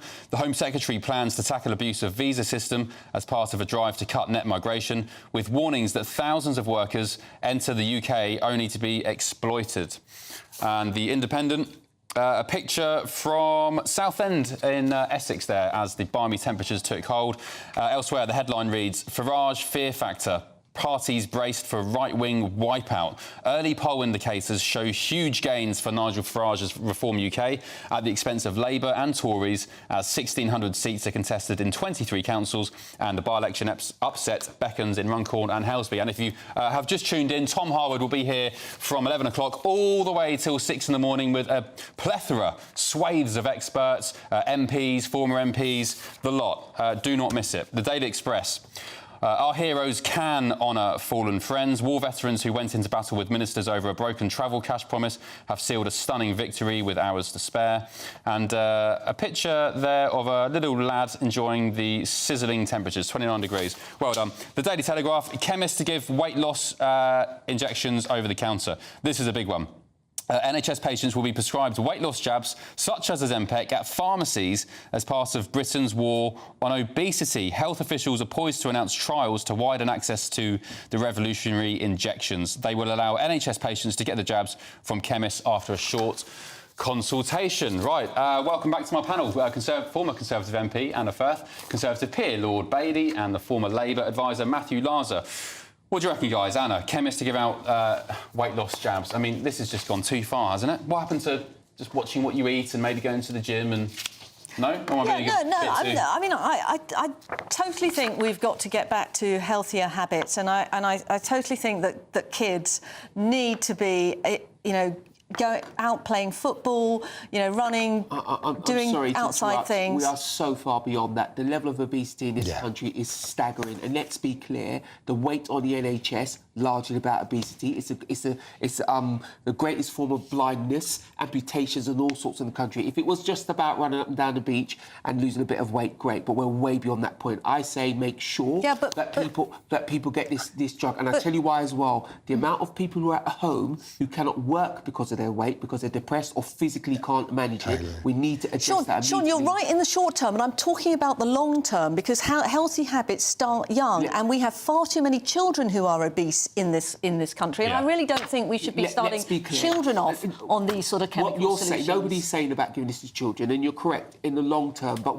there will be no long term for many of these people if we don't start now. I think it's really important that the chemists are being involved, because it can take so much pressure off the NHS. Our pharmacies are underused. Sometimes the GPs like to keep things for themselves, especially if they're getting paid extra for it. It's really good that our pharmacies, which are under threat up and down the country, we're seeing about 2,000 pharmacies closed over the last few years. It's great to see that pharmacies have been put at the front of this. I agree with pharmacies being more involved, and it's fantastic that you can now go to pharmacies for a whole range of things. So, that's fantastic. But who is going to be paying for this? In the long term, what we could easily find here is that we have a whole population who are hooked on using chemicals. And as Sean says, it will save money if you get people into work. Rather than some self-discipline and some self-control. That's completely wrong. We already pay... If you look at the body that legitimises drugs to give licence out, they will tell you about the enormous cost of obesity in drugs already. This is to reduce that cost. This is to increase people's well-being. And what you will find, people who are doing better themselves find it easier to help their children to do better. When you're very overweight, struggling, tired, depressed, it's very hard to ask a child to eat differently. I'm not against it. The point I'm making, Anna, is what you're asking for will be facilitated by doing this first. I'm not against people who are extremely obese having a helping chemical hand. What I'm saying is that we do not want this to be to the slippery slope and to be... but it's better for people going to their local pharmacy and getting proper advice on it rather than buying it online, sometimes from unwise places. We are at the bottom of that slope. The level of obesity in this country is staggering. We're not trying to avoid a problem, we're trying to get out of one. Absolutely. And I am mostly with you. However, reading the Telegraph now, the front page, it says the jabs have been found to stem the tide of a host of diseases, cutting heart deaths by a fifth, which is incredible. Incredible statistics. I'm willing to change my mind on this for people who definitely, like very obese people. I remember doing a story at the Sun newspaper, right? I went to, Camberley in Surrey. There was a guy who was so obese, he was about 30, 40 stone. He had to be craned out his flat. his first floor flat by an industrial crane because he couldn't move. The fire brigade in London regularly deal with cases like... Look, let's be clear. The minute you use the word obese, if someone's clinically obese, their health is at enormous risk, and we have to intervene. Yeah, but there's a massive difference between someone with cancer, who I would fully condone giving them drugs, and someone who is obese. No, there isn't. Yes, Medically, there isn't. Because not everyone who is obese actually has a disease. A lot of people, I'm afraid that's what it leads to. Eaten too much for too long. In most cases, it will lead to some kind of serious, ongoing, chronic... I'm not disagreeing with that. All right, let us know what you think. gbnews.com/. You will say elsewhere today, unless you've been stuck indoors playing computer games or doing something else. I don't know. It's been the hottest start to May on record in the UK. The previous record for May was 27.4 degrees, recorded in Scotland. Of all places. I don't think I've been to Scotland and the sun's been shining. My wife's family are from there. But it was recorded in Scotland on the 1st of May, 1990. Earlier today, I asked members of the public in Brighton, in East Sussex, if workers should get the day off, and this has been proposed by some bodies, if workers should get the day off if temperatures surpass 30 degrees. I think people should be able to work from home or have the day off if it's 30 degrees or more outside. Have the day off. Have the day off? Definitely. You'd agree with that? Yeah, definitely. What about people accusing them of being sort of lazy or snowflakes? No, because you work hard when you can work hard. Depends what they do. Yeah, good point. What if they work, civil servants work in the government? They don't work anyway, so they can work at home whenever they want. No, get out and work. Get your ass out of bed. Matthew Larzer, would you support working from home, shirking from home? I think 30 is probably too low a bar, to set. It's not extreme weather at 30, but it's a serious thing. I know there may be scepticism about the effects of climate change, but I think if we are getting warmer, we need to make sure that workplaces, have things like air conditioning so people can carry on working. Look, you're much more likely to have air conditioning at work than you are at home. Exactly. Much more likely. Exactly. So get into work. I mean, come on, there will be people lying in hospital waiting to give birth or needing equipment and treatment, and we just can't have the workforce just saying, oh, it's just so hot, I'll have to go home. Yeah, ridiculous. It's ridiculous. Get into work. The country will come to a standstill. Isn't there aren't there laws, though? They are, but it's much higher than... It's higher. It's late 30s. Yes, the late 30s. It's really extreme. And 40 is a total So what is the law? Not obviously precisely, but if it's a certain temperature, you are allowed to have the day off? Or? Well, it's all around children, actually. Children get sent home from nursery if the temperatures get too high, presumably because they just don't have adequate air conditioning in nurseries. But I would say let's air condition places rather than start collapsing the economy and collapsing society. I would say let's not even have the conversation, because once you start saying where should we set the temperature, you're in that conversation. People should get to work. I had a great day on Brighton Beach today. I was doing some live hits every now and then. It's nice work if you can get it. Yeah, well, I went from Madrid. Let's take a look. And today, you've been out since what time?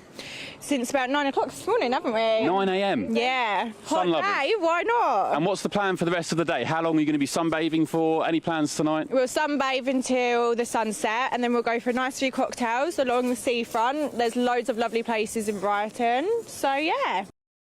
No, but obviously randomly selected, Ben. Yeah. I'm sure, from everybody. Why didn't you go to Southend Beach? That's what I'd like to know. Well, it's because I live down the road in Worthing, so it was easier to get to. I was being quite lazy. Come to Southend next time. No, those two ladies, what were their names? Macy and Steph. I think they were dancers, they told me. Yeah, they'd been on the booze all day. You seem to spend a lot of time interviewing them. Well, it's just, I don't know, they were just completely random. You had Mrs. Leo on hand at some point, though, No, didn't you? she was laughing. She watched it live and she was laughing. She said, trust you to pick out the bikini babes, but no, she was in the sport. Right, coming up, the rest of tomorrow's front pages, and there's some breaking news on the Telegraph. An ethnic minority candidate was given a police job despite failing the interview. Can you guess the police force? Answers on a postcard. Back in just a tick.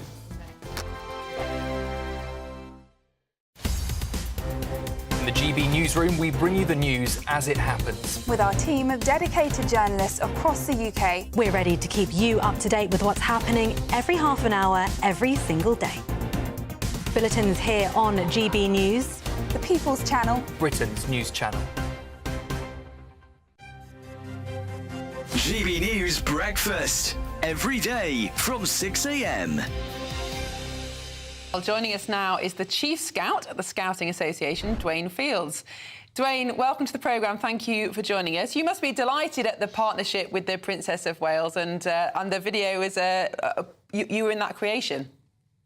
Yeah, so good morning, first of all. Yes, I'm absolutely delighted with it. The Princess of Wales has been one of our joint presidents for some time now, and hopefully that will continue. There's no reason to think it won't.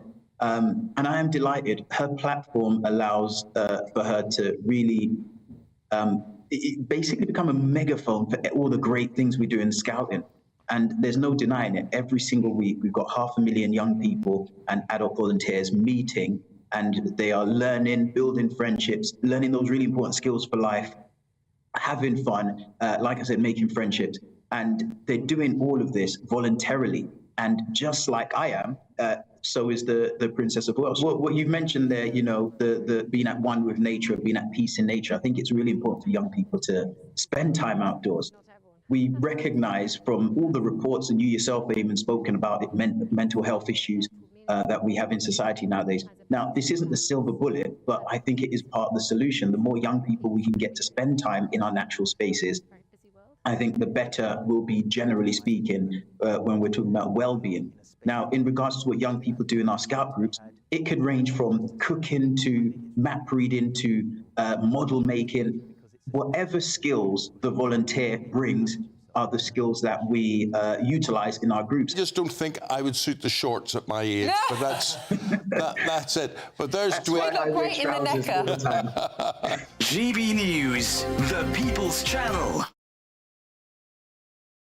Headliners on GB News 11 p.m. every night. It's got 3 top comedians going through the next day's newspapers so you don't have to read them, which is great. It's a good point. He's lying. I mean, maybe he's not lying. That's Headliners every night from 11 p.m. and 5 a.m. as well on GB News, Britain's news channel. Join me, Nana Akwe, for an informative, interactive news programme with a difference. It's fun. No, he didn't say that, though. I'm so surprised. I think there's an element of truth to that. Join me from 3 p.m. every weekend, only on GB News, Britain's news channel.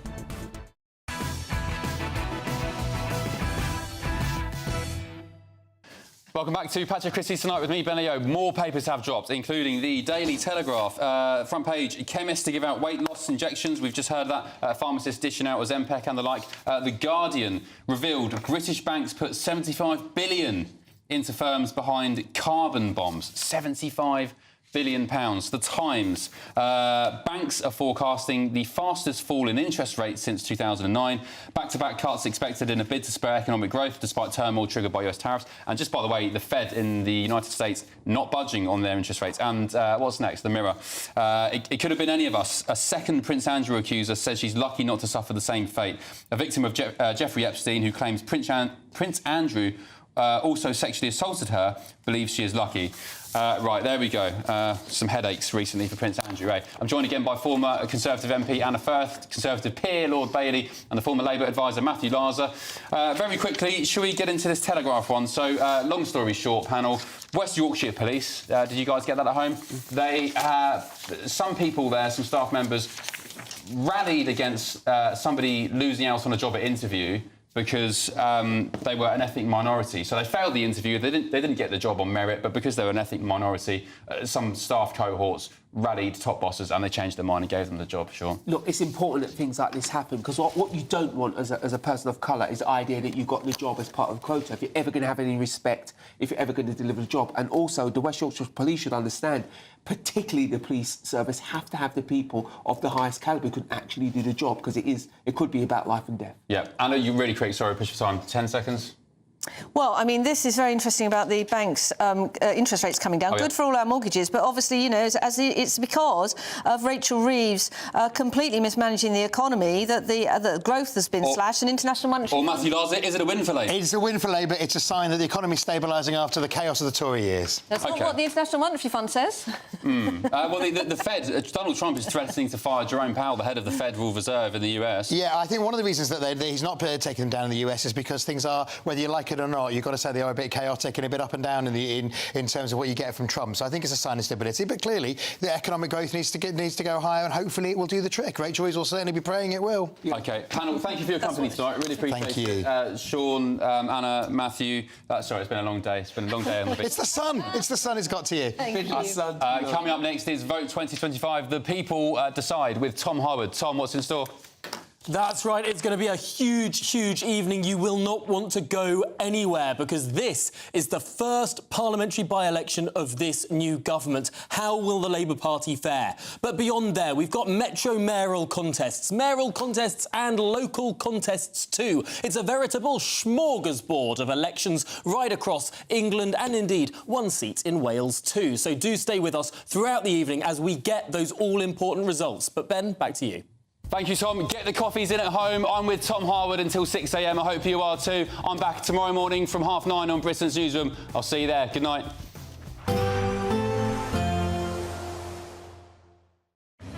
Even though we'll see a cloudy start, it'll be a bright outlook for the rest of the day. Boxed Solar, sponsors of weather on GB News. Hello and welcome along to the latest update from the Met Office for GB News. We're going to see cooler weather drift its way southwards during the next 24 hours. It's already been affecting Scotland and Northern Ireland through the day as a cold front has moved in from the Atlantic. That cold front slowly trundles its way south